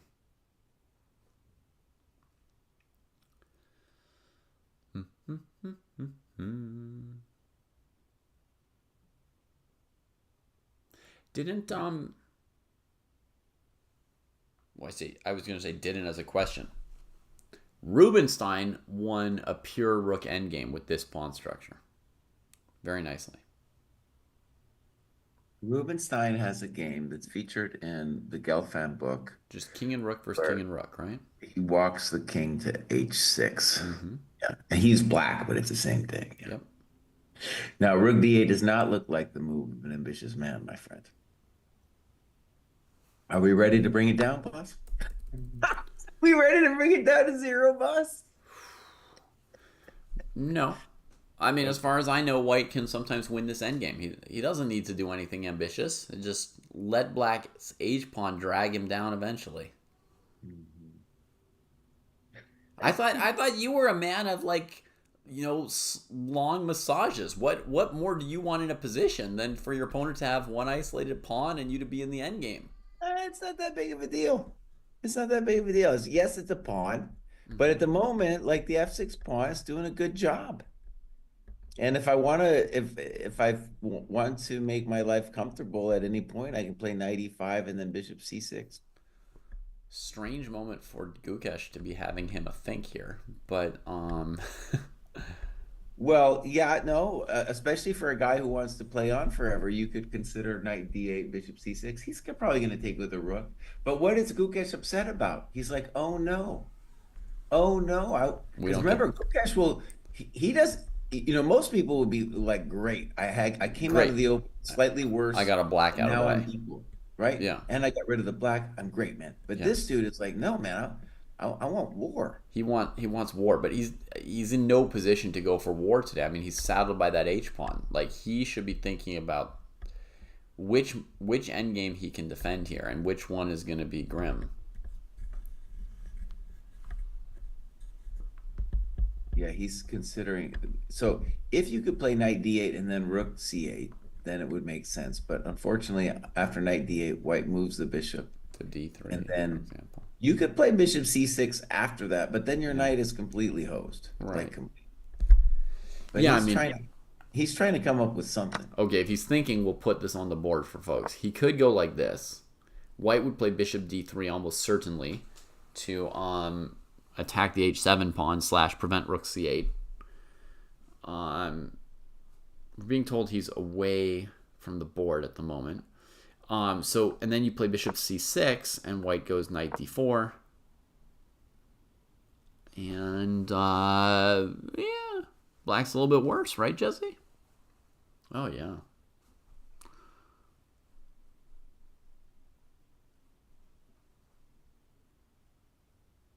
Yeah, he's away from the board. This would make no sense. He's away from the board.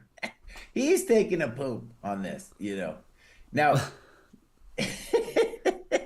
This would make no sense, this position for black. Knight on d8, white's knight's on d4.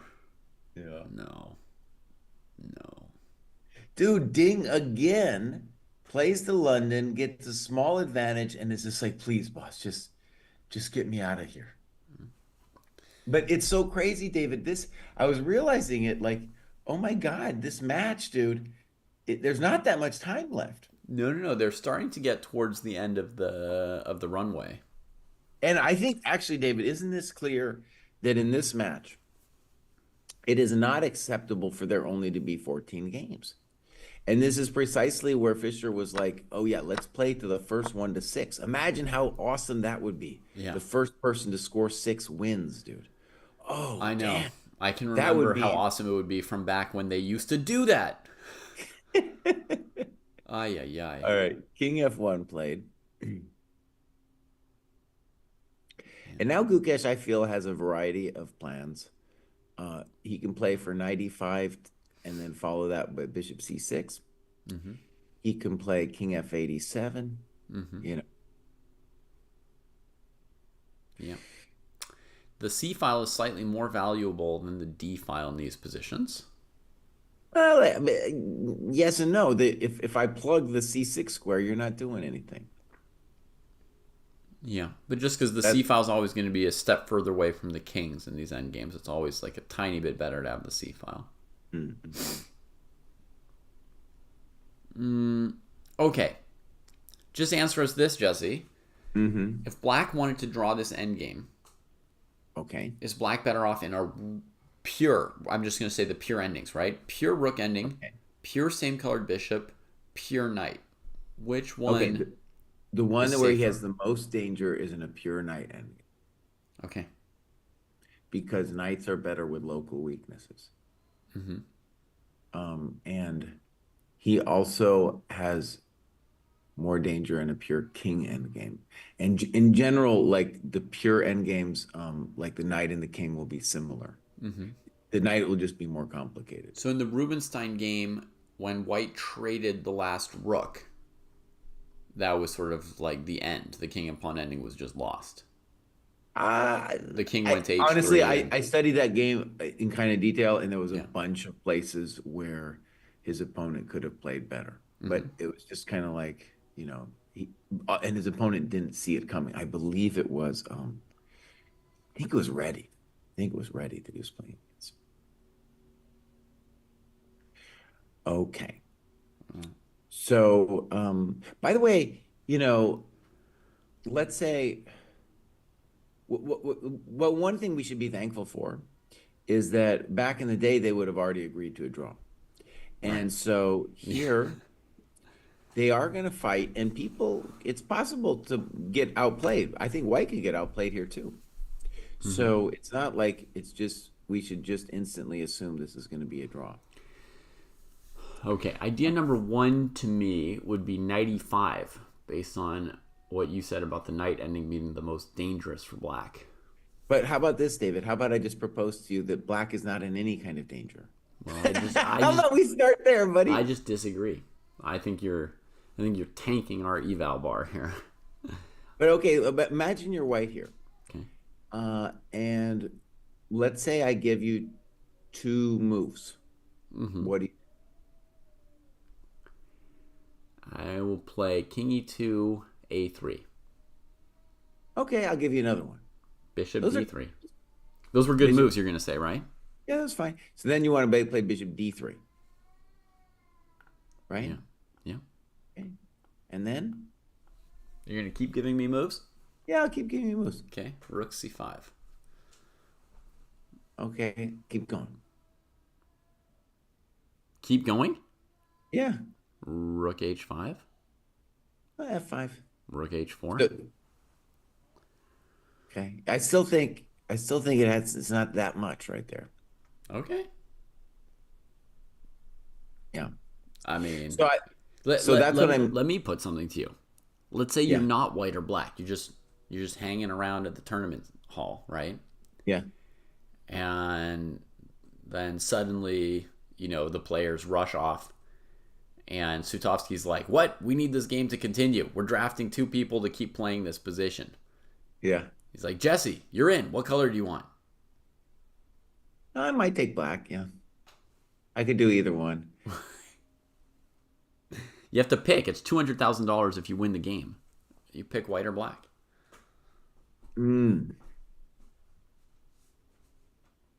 Interesting. If I'm playing a lower rated opponent, I feel like I've been in a lot of opens where I have to beat like some 2200 or something.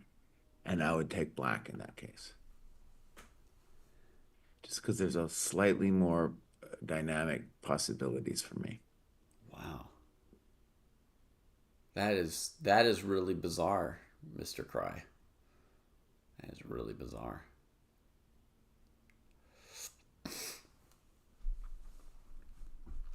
Well, we got a strong difference of opinion in the dojo here, folks. But what do you got it at, dude? What's your eval at? 0.2. Oh, you really think it's 0.25? Yeah. Okay. Apparently, apparently the weak player might overplay the position, thinking he's much better as white. I would.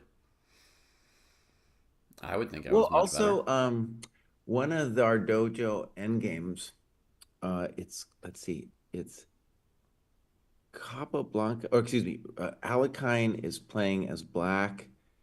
Uh, mm, Gosh, who is he playing? I forget. But I had you and Kostya play it out, and it was a position where black had the weakened pawns and a little bit more active play. I remember Mm-hmm. it's in the Shereshevsky book, and that the computer, I remember looking at it with the computer, and the computer said it was dead equal. Mm-hmm. But then Alekine came up with some interesting dynamic play for black. Yeah. That one I believe in on the black side, and I'd studied it previously, so I knew exactly what I wanted to do. Mhm. Okay, here's an interesting move. So already I feel like Gukesh is mixing it up a little bit with King G7. Um, let me stress, I think there was a variety of ways that black could have played that. I feel if you really wanted to be weenie chess, the knight E5 would have been the weenie way to go. Mm-hmm. Thank you. But That's what I would have but done. but King G7. By the way, even we need to stress that Gukesh don't play, and even if he does agree with David that he's a little worse here, Mm-hmm. he's not going to be afraid. He's just going to keep Yeah. playing. Yeah. So let's try to think about what the intentions of King G7 are.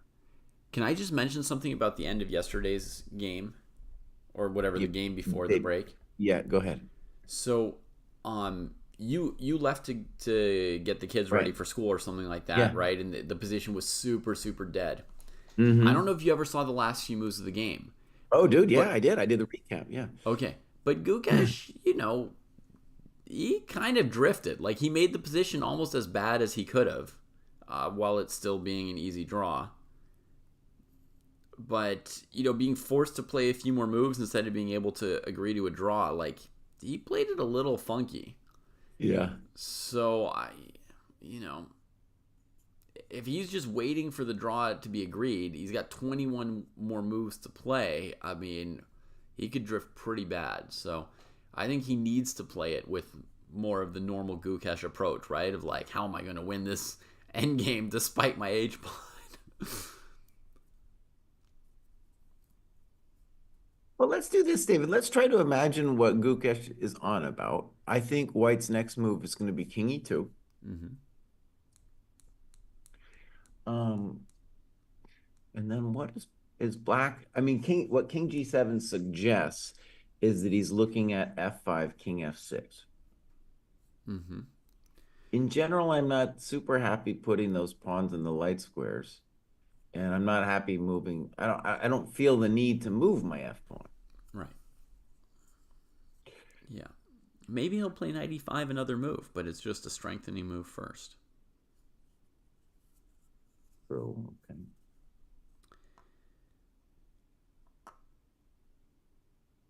If he played 95 last move, Uh-huh. potentially White plays Bishop E2 in response, right?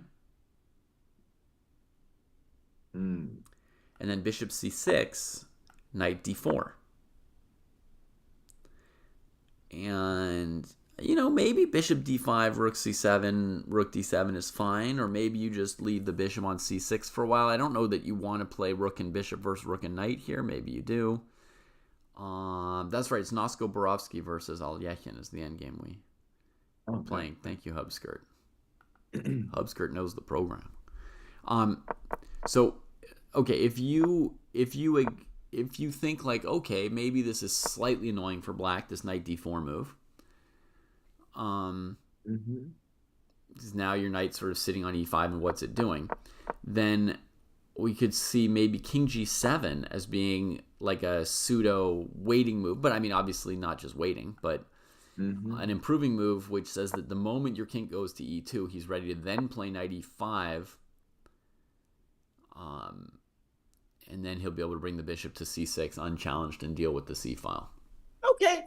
Okay. I think you've delved into your you're the fanboy of Gukesh. You delved into his mind, and that's what his rationale is. Okay, I like it. Yeah. Okay. So I think that's a fair analysis. We got to move, I think. A3. That's what I would A3. have done. Okay, so That's now what I our would do. claim is that on knight E5, if we're Still delving into his mind, then it's bishop E2. bishop E2. And knight D3, rook D1.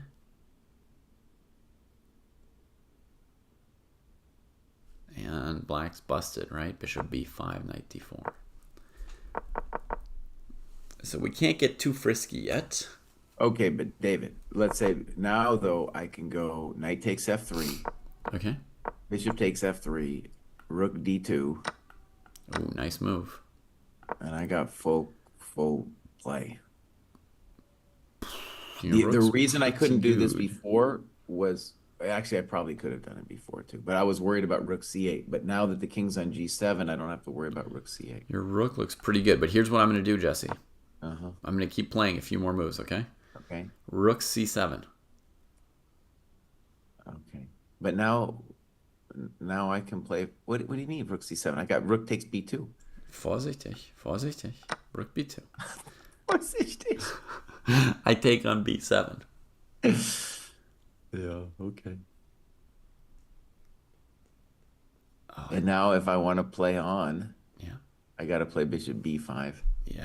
If Like I want to draw, Gukesh. I just play rook Check. takes B7. King E1. No, no, no. What? I'm not giving you a draw on rook B7. I'm playing bishop B7. Uh-huh. Okay, I play king E1 after your bishop check. Vorsichtig. Okay, I'm gonna say that's totally fine for black. What's your Uh, next move, dog? I don't know, You're going to but kind of lose in like like 2 moves here. when you were playing that G4 thing, I Yeah. was like, I'm not gonna look at it.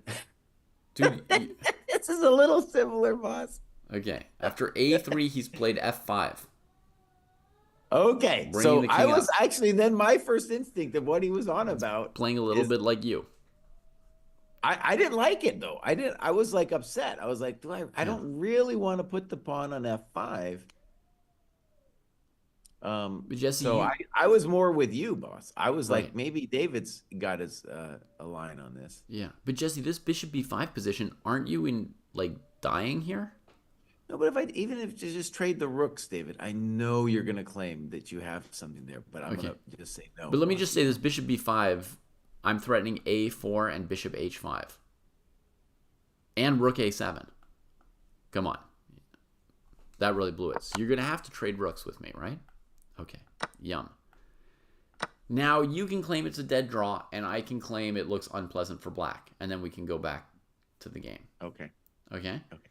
To me, black's got 2 isolated rook pawns that white can attack now, and white's king is getting into the center first. So I think it looks very dangerous, and same colored bishop looks very playable. Very playable for white.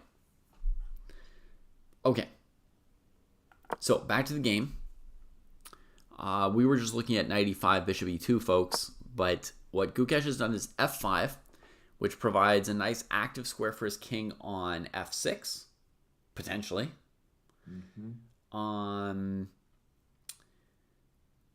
And also, I want to say, David has been talking things about like the long-term potential weaknesses of the pawns, right? Yeah. And F5 is frisky in my view because it really is committing those pawns to the wrong color. And it's going to be difficult to move them. There's a great quote from Nimzovich that weakened pawns get weaker the further they travel up the board. Yeah. That's true here. Yep. So, And Jesse, my Sprichwort is weakness breeds weakness. So every time you provoke something forward, anytime you have a weakness, your opponent can use it to provoke more weaknesses, right? You just keep going after you. okay, King E1 was played. That's a little fancy to let the bishop come back. And then King F6. Yeah. Okay, now do I think it's still equal? I guess so. This is not what the way Gukesh played is just not my first intuition.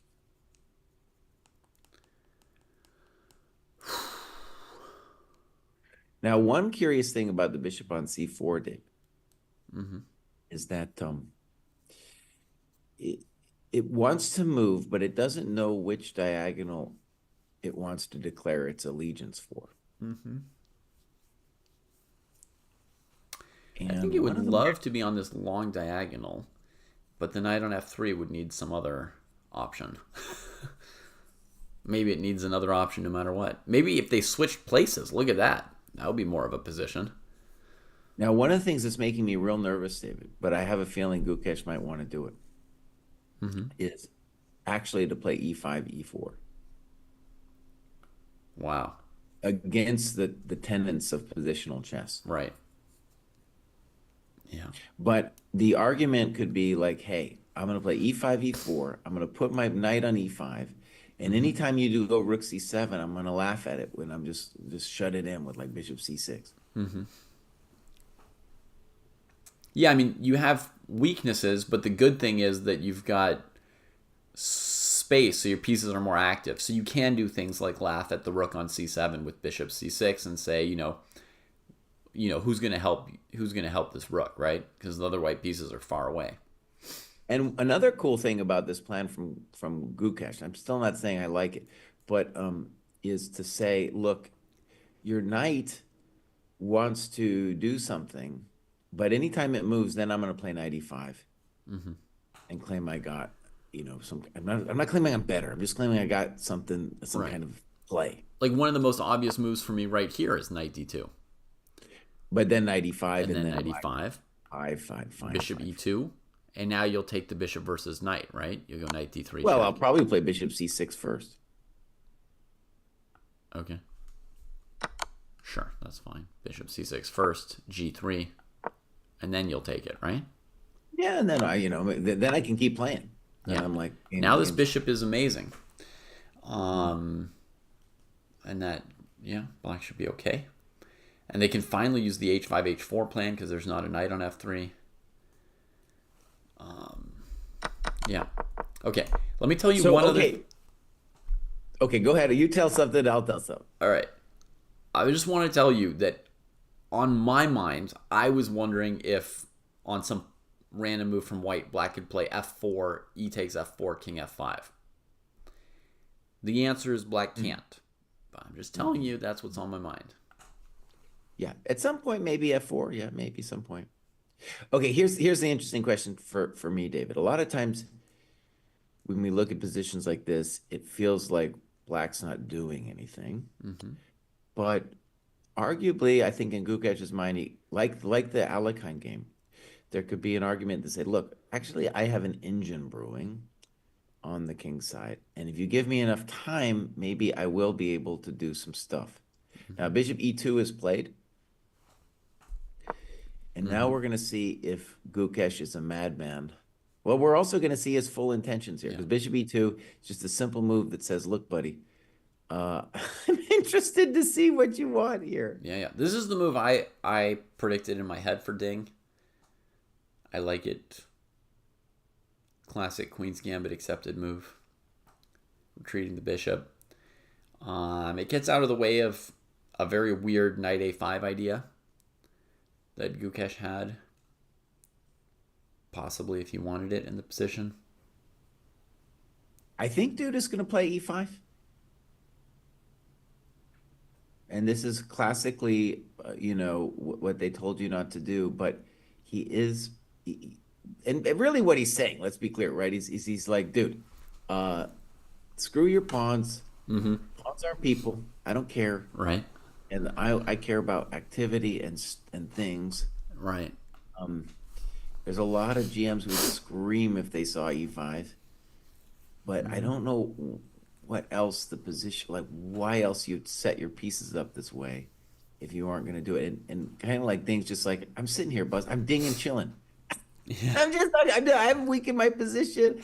I haven't done anything, buddy. I'm just sitting here. What do you want? I just want to make a draw, boss. Let me go home. Yeah.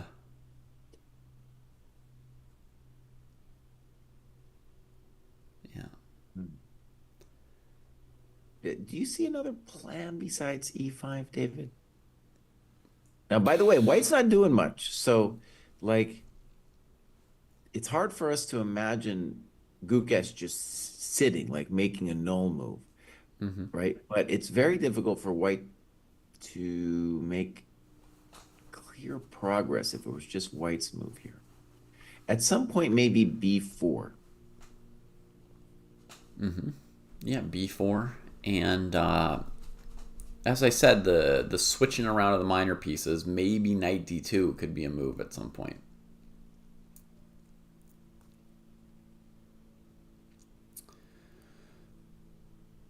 One depressing, well, no, maybe you can get away with it.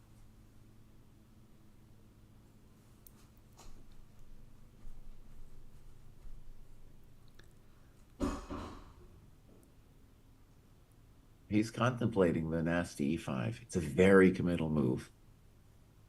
Contemplating what? Knight E5 here? E5. Oh, pawn E5. Yeah, yeah. Yeah. Knight E5. It might even be playable, but it would then White could at least be thinking that they've achieved something with Rook C7. Yeah.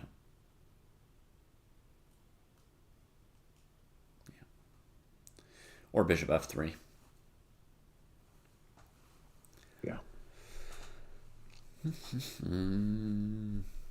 The position's fascinating, Jesse, but I just have to ask you, do you have OBS ready? I could if you need to go, just give me like a 5 minute head start and yeah, I can get it ready. You can't. Okay. Just I still haven't gotten, it's funny, we asked like so many times for templates, and I think we did get one, though you never used it. well, it's Right? got 3 cameras instead of 2, so I thought what I had makes better use of the screen. But they It was never fine. gave us a two camera one. I don't think so. And I mean, my nobody's complained about my layout. I think it's pretty Okay. pretty No, that decent. I mean, maybe somewhere somebody might be unhappy that I'm using this, but I think it's fine. I think I would just use my the layout I have for the dojo game for the dojo recap. Yeah.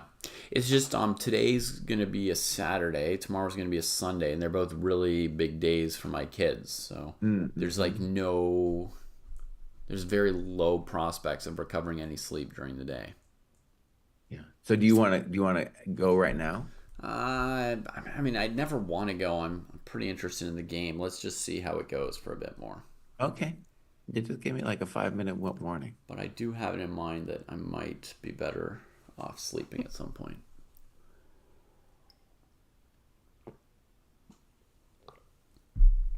Well, Hmm. no, I would definitely be better off sleeping. I will suffer all day for this. Did you oh, because normally you're going to bed while the kids are in school. Yeah, Yeah, that's still gotta hurt you, I'm sure. yeah. But normally I sleep like half my night before the match, and then half my night during the day when they're in school. That's Yeah. rough, man. You've been suffering for your boy Gukesh, and he's been letting you down, buddy. He's been letting you You down. know, for everything I put in, it would have been lovely if he converted one of those 2 games in game 7 and 8. But I was still entertained, so it's fine. Yeah. So one thing I'm checking in while we're waiting is so Fabi is crushing the St. Louis Masters thing, and one of the reasons I wanted to check on it is Kostya. Dude, Kostya finally won a game, and so he's at 4.5 out of 8, so plus Woo. one. Not a great tournament, but he What? started with two goose eggs, But so he's he's one of the up. lowest seeds. +1 is great. No, I take it back. This is weird. Why is it saying plus? 4.5 would be like a huge score. I'm confused because it's saying 2 zeros and 2 wins, so it should actually be 4. Maybe I can't read the thing right because it says, Okay. anyways. Oh, Maybe it's yeah. +4.5 rating points or something. No, no, no, no, Sometimes they no. do that. They showed like the perf rating and so forth. Anyways, I don't understand. Okay. But yeah, so he made a little comeback. That's a very tough tournament. They invited Yeah. me. to go play the there's a tournament they have in January, MLK weekend. Okay. Oh, I went last year. That's, they're cool, man. There's a guy there, and he's like, most organizers, they'll reach out once in a while. This guy's reaching out all the time. So I assume it's Wow. not just me. It's not just because he likes me. He's reaching out to all kinds of titled players. Come on, come over here. And then they don't, the prize money's not that great, but then they give you great conditions. So all these people are coming to play. Cool. Your boy Sam had a rough run, dude. Lost three Oof, games. I saw. Also inspiring is this kid, Mark Hyman, who I don't really even know about. Mm-hmm. He's like some Stanford kid. He's an IM, and he lost to Fabi, but he was like up there in the top boards, dude. Yeah. Yeah. No, unfortunately, this last day, Friday ish, was the rest day. And so I watched Sam's game with the Turkish IM live. And woo, brutality. Could not understand what Sam was thinking. It seemed like he had a good position and, drove it straight off a cliff on purpose. I, I don't know what was going on. I'm sure there were considerations well beyond me, but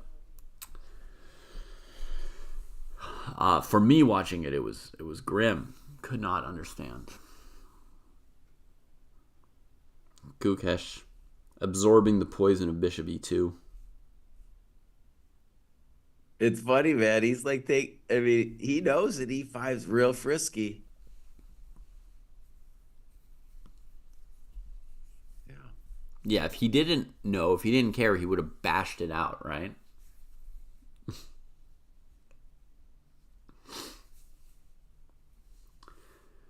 Does white want to play rook c4? Maybe, clever her.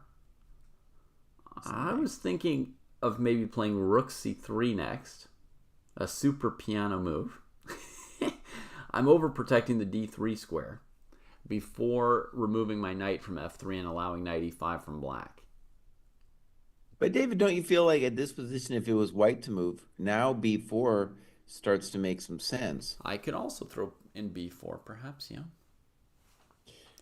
Um, and when we are talking about weakness breeds weakness, if a lot of times a standard response to B4 would be A6, but then I put another pawn on the bad color. Mm-hmm. So I'm just getting more and more unhappy. Yeah. And then I've got a plan with my knight d2 of maybe going to b3 and c5 instead of to c4. Yeah, no, once A6 is on the board, there's all kinds of other problems that black has to deal with. And Xasi, this knight d2, knight c4, that's what I want to do as well. I just have in mind that after knight d2, black can play knight e5. And then against knight c4, knight d3 check. So that's kind of the meaning behind my rook c3 move, which I'm kind of wanting to play next, is I'm overprotecting d3 in order to make this knight d2 plan even more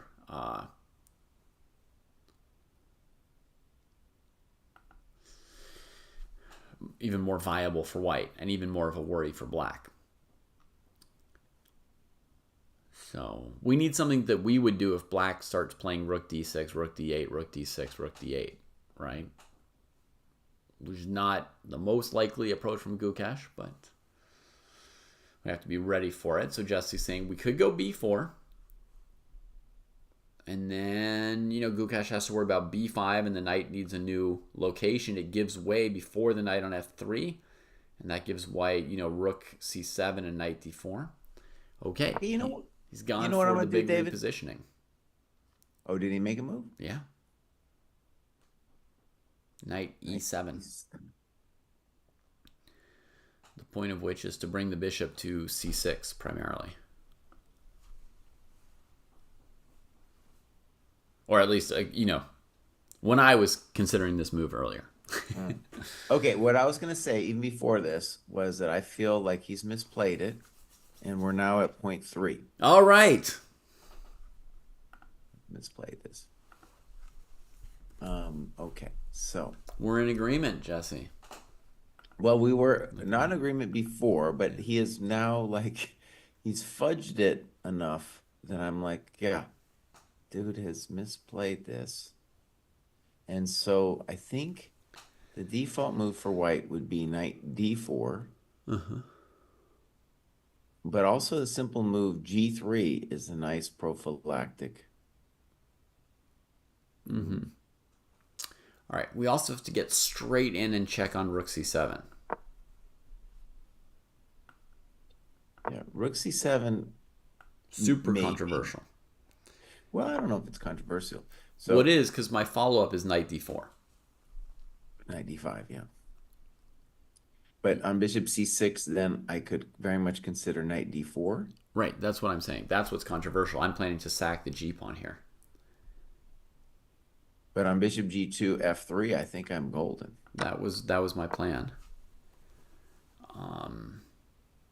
Maybe it's hectic with knight d5 takes e3. Yeah, actually, that is pretty hectic. Knight d5, hitting the rook. Knight e3, hitting the knight on d4. Otherwise, king f2 would clean these weird pieces up. Knight c6? Knight c6, definitely the question to ask. Rook c8? I think rook d6 is probably the prudent way. Okay, if you say so. Okay, then black's okay. I'm going to be okay. All right. Going to be okay. Yeah, I guess black can play f4 at some point here, right, Jesse? Yeah. He's okay. Just live with these weird constructed pieces inside white's position. So yeah, rook c7, no puedo. No puedo, really. Also, another bummer thing is maybe Gukesh is coming to his senses, and on a move like knight d4 could just play, hey, rook c8, thank you very much. And then we go back to basically zeros. I don't mind rook c8. I will take it and keep playing for white. Yeah. Now, so in those positions, we can make a claim that white's just a hair better because of the pawns. It's still it's very holdable. Okay, so chat wants to know about knight to d4. Right.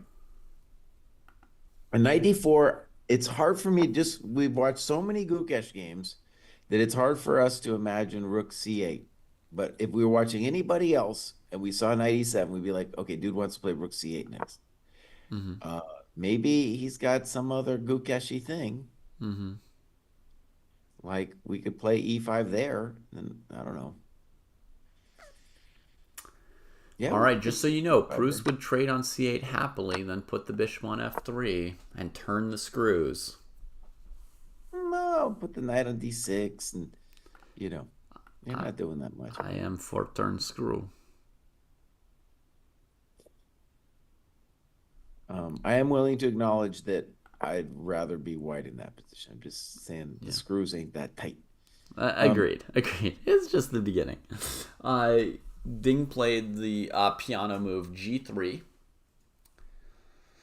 Yeah, dude, it's like he's, and maybe it's a cool strategy. Just be like, I'm just going to play these little baby positional moves, and Gukesh is going to lose his freaking mind. Right. Also, he's a similar pattern where he's tanked in the opening and now is playing quicker. So every time graph we do a Dojo recap, it's like death to his clock, and then it stabilizes. Yeah. So Gukesh could play rook c8 here again, or bishop c6. But on bishop c6, knight d4 feels like a thing. It's not that much of a thing, but it's a little thing. Okay. G3 is a nice move. Just write the correct color for white. Look, he's putting all his pawns in dark. That's what Mama said to do in these situations. Yeah, bishop c6, knight d4, bishop d5. Taking the long diagonal first.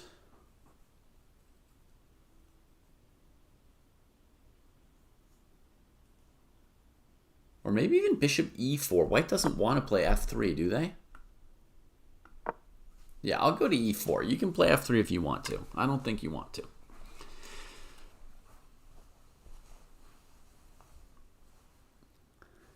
I'll go to e4.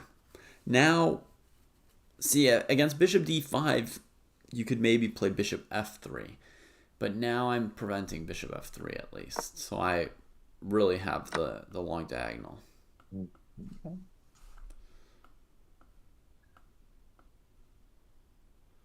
So knight d4, bishop e4 is my move now. And then, what do you have? You might have rook c7. I will have to play rook c8 then.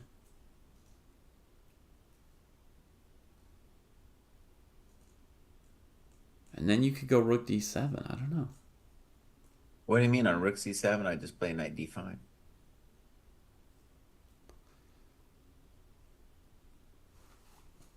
Okay. Let me just look at that real quick. Rook c7, knight d5, rook b7, knight e3. Yeah. Rook a7, knight g2. Or what? What's going on here? Well, also your knight's on d4 is going to hang, boss. So you lost. I know. But here, if you take it, I play fe, and I've got two connected passers. Yeah, but knight g2, what are you going to do? Okay. That's what I was asking. Knight g2. King f1. Rook d4. If Gukesh could get this, he'd be like, oh, yeah, I'm F3. doing something. I'm doing something finally. Yeah. Oh, bishop d5, king g2, rook d2, no problemo. Bishop d5, king g2, rook d2. Nice, Jesse. King f1 and rook b2. Mm-hmm. And black is super active. In the center. Fine. He's fine. White's a pawn can get to a6 in a hurry.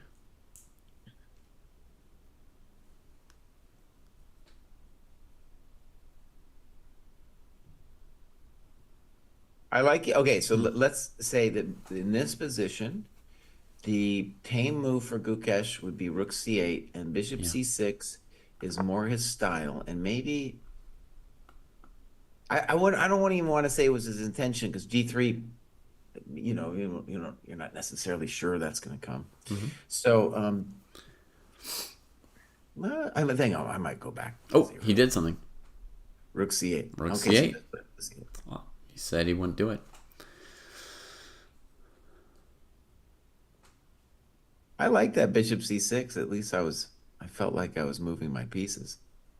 Yeah, Ken, over the summer, Ding barely could play. And now he's playing quite well. It's really, I think almost everybody has got to be happy to see that. I mean, I'm a huge Gukesh fan, and the thing I was most afraid of was that Ding would not be able to play. I didn't want to see that. So, I think Ding's playing quite well. Yeah, David, I don't know. It's just so minimal. I'll give him 0.1. I mean, I'm going to go with 0.1 here. Mm-hmm. It depends, how you value these pawns. I don't think it's that big of a thing. Knight's going to come to d6. I'm going back to 0.25. My bar hasn't moved too much this game. Yeah.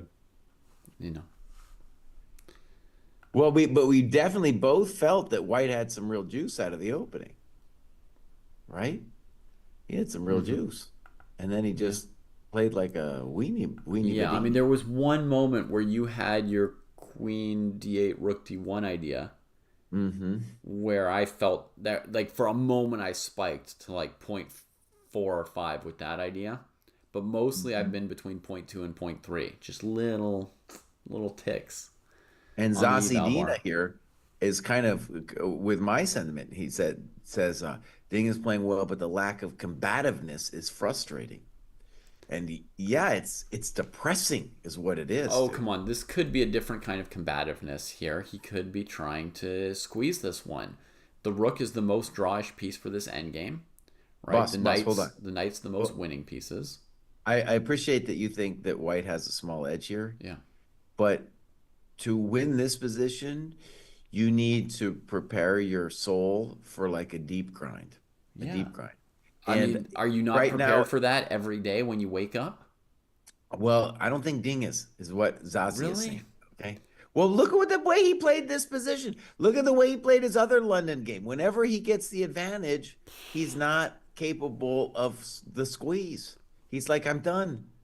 I'm ready to just mess. The Even other this game. London, when he was offering that queen trade, that was and repeating, that was lame. That was truly lame.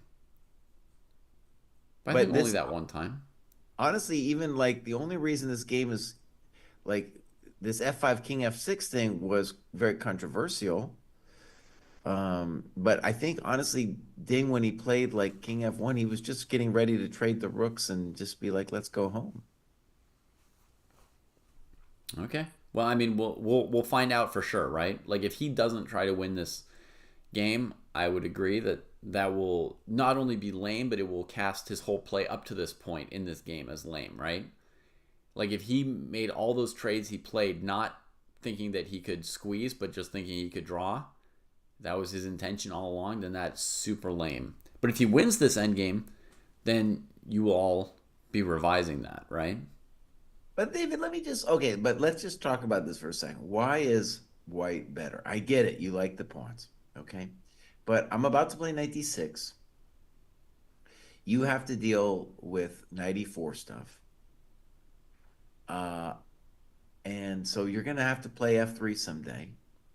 And so then, like, my king is a little bit better than your king, and you're not really doing anything to me. And a nice building move for black is always to play b6, just to put it on the correct color. Uh-huh. It's really nothing, absolutely nothing. So at this point, I blame Ding earlier in this game for not for playing the weenie moves to just get an Mm-hmm. completely equal position. But I think what I want to do is maybe trade everything and go to the king and pawn ending. But then your king's in front of your h pawn. So I yeah, can't the get I king and can't get pawn the endgame classic win. is not it's not an easy thing to do, Yeah. especially if your opponent's king, like here, is already more active. Yeah. Yeah. All right, Jesse, can I give you a controversial question from chat? Okay. The question is, has Ding played better than expected? Has Gukesh played worse than expected? Mhm. Overall, what is the level here compared to, a world championship match? I mean, we've seen 9 games. The match is not over. We've seen 9.5 games. It's a good chunk to start, estimating the level. If he plays knight c4 here, Jesse, oh my god. Well, boss, what I think I understand what he's doing. I get it. I get it.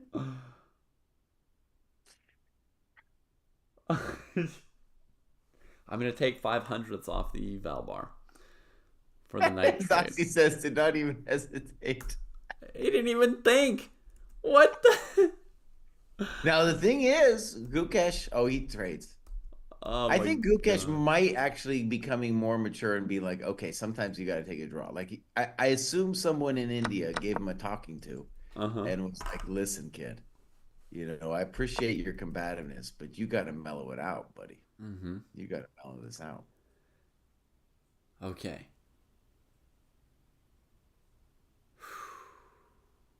Yeah, this is what we call an equal position. Oy, oy, oy. Oh. Is that for sure? Zassi says, don't worry, David. White still has the better bishop. He doesn't. Black's got the long diagonal. It's not super clear whose bishop is better. To make any progress in this position, White's going to have to play like king f2 and bishop e2, bishop f3. White still, I would rather be white. It's not. It's definitely a position black holds without grief, but I'd definitely rather be white. And f4 could be the next move by white. He's playing super fast, Jesse. Yeah. Super fast. I mean, they only play this fast in professional chess when they're just drawing. Ay, ay, ay. Yeah, bring the king around. There's nothing over here on the queen side, right? Nothing over there. They're infested. So F4 makes sense. Pawn on the right color. B6 makes sense. Pawn on the right color. Yeah. King D2, fine. King E7, bring the king around. King C3, Yeah. King D6. And we got ourselves... now, Magnus doesn't believe in fortresses, but this is looking like a fortress to me. Yeah.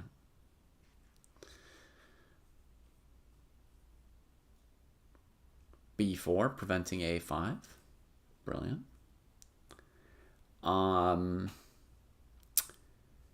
Okay, Jesse. So what do you think of the question about the level here? Anybody playing better or worse than you would expect? When Ding is shown is that when you put him under pressure, he's amazing.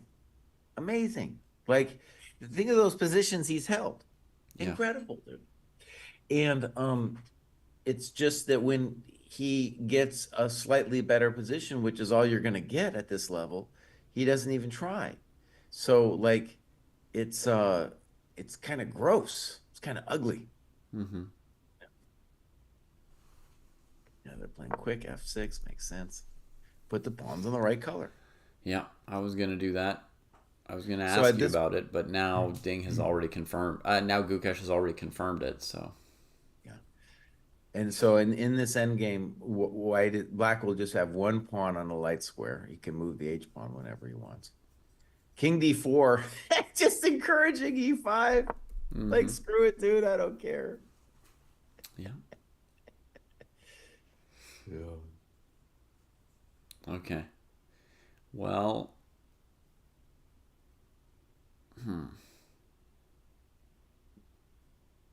Now here's... I guess I have to kind of concede, right? I have to kind of concede that he appears to have never been trying to win this game. Yeah. But look, I mean, one of the things, before we get upset about it, is that we said from the beginning that that Ding was suffering from a crisis of confidence, and that this was like the big question in the match was like, well, what's going on with Ding? And we still don't know, by the way. We still have no idea what's wrong with Ding. Right. No one knows. Bishop B7, they're just going to dance a little bit. So it's remarkable that somebody could get this far in a match. What do we got? 3 games left after this? 4, yeah. But wait, I thought this was round 10 right now. Yeah. So we have, okay, good. You can count better than me. Yep. So 2 whites, 2 blacks. So good. That's been known since the Tempe debate. What's been known since the Tempe debate? That I count better than you.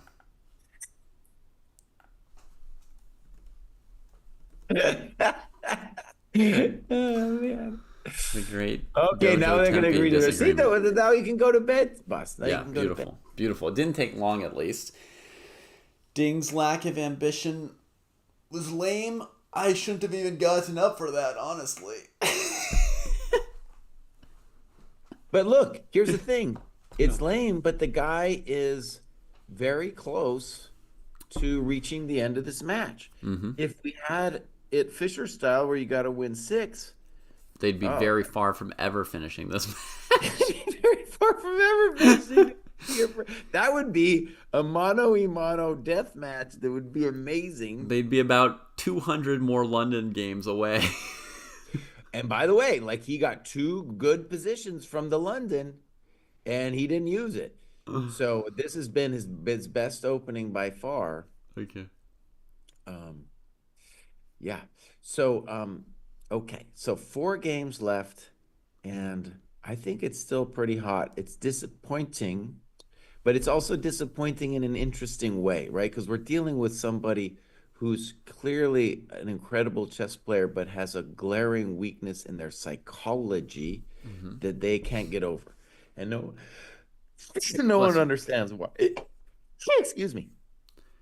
But he's definitely doing better than in previous events, right? He's playing much better than in his previous events, Jesse. I mean, in 2024, he was like losing to Daniel Fridman in a closed tournament. He was, I saw him like just hang a piece in an equal endgame in some tournament to like basically he had like, king on d2, bishop on d6, rook d4 check, taking his bishop, something like that. Just like he was really out of it, Jesse. So far from form, and here he's definitely recaptured a lot of his form. I mean, you can feel his like strength. Kind of, but like what was plaguing him in all those events? It was his lack of confidence, and that still persists here. And he's not in those events. It's a bummer when you have to play Daniel Friedman, because then you're obliged to try to win, and he doesn't have the confidence to win. He's only playing well when he's under pressure. Okay. Over the board. That's a flight or fight thing, right? Like you're over the board. We've all felt that. Somebody's trying to hurt me. I'm running, man. I'm running. I'm trying to figure it out. Yeah. So, I mean, what do you think the level is of the match? 2,700, 2,750, 2,800, 2,850? What do you? That's why I'm rebelling a little bit on that. So I think someone posted that in terms of like that stupid computer accuracy score thing, that this is technically the highest level match ever played. Which seems dead wrong, and Gukesh was very surprised to hear that. Right. And also, like, in terms, when I think about a well-played match, like, and somebody playing well, it's that person, tries to play for a win. They have the chance.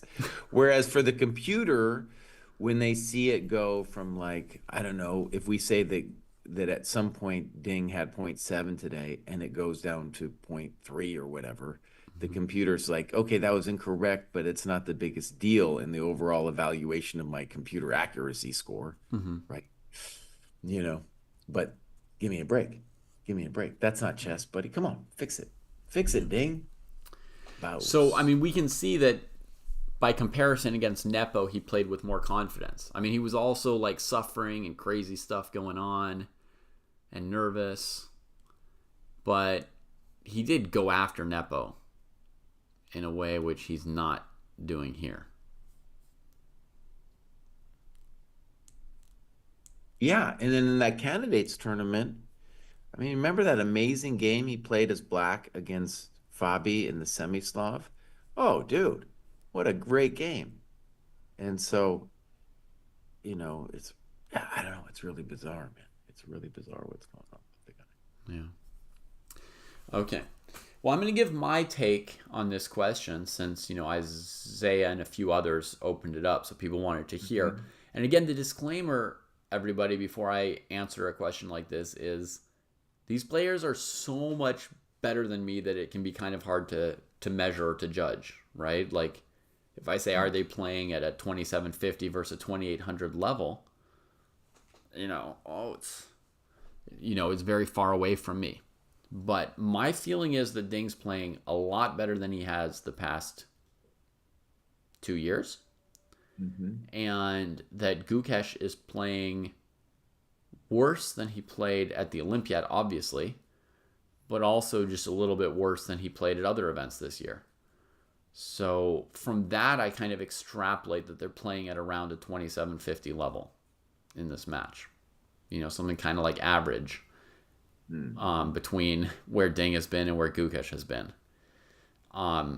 which is not super impressive. I feel like those two games that Gukesh couldn't win was not really his top form.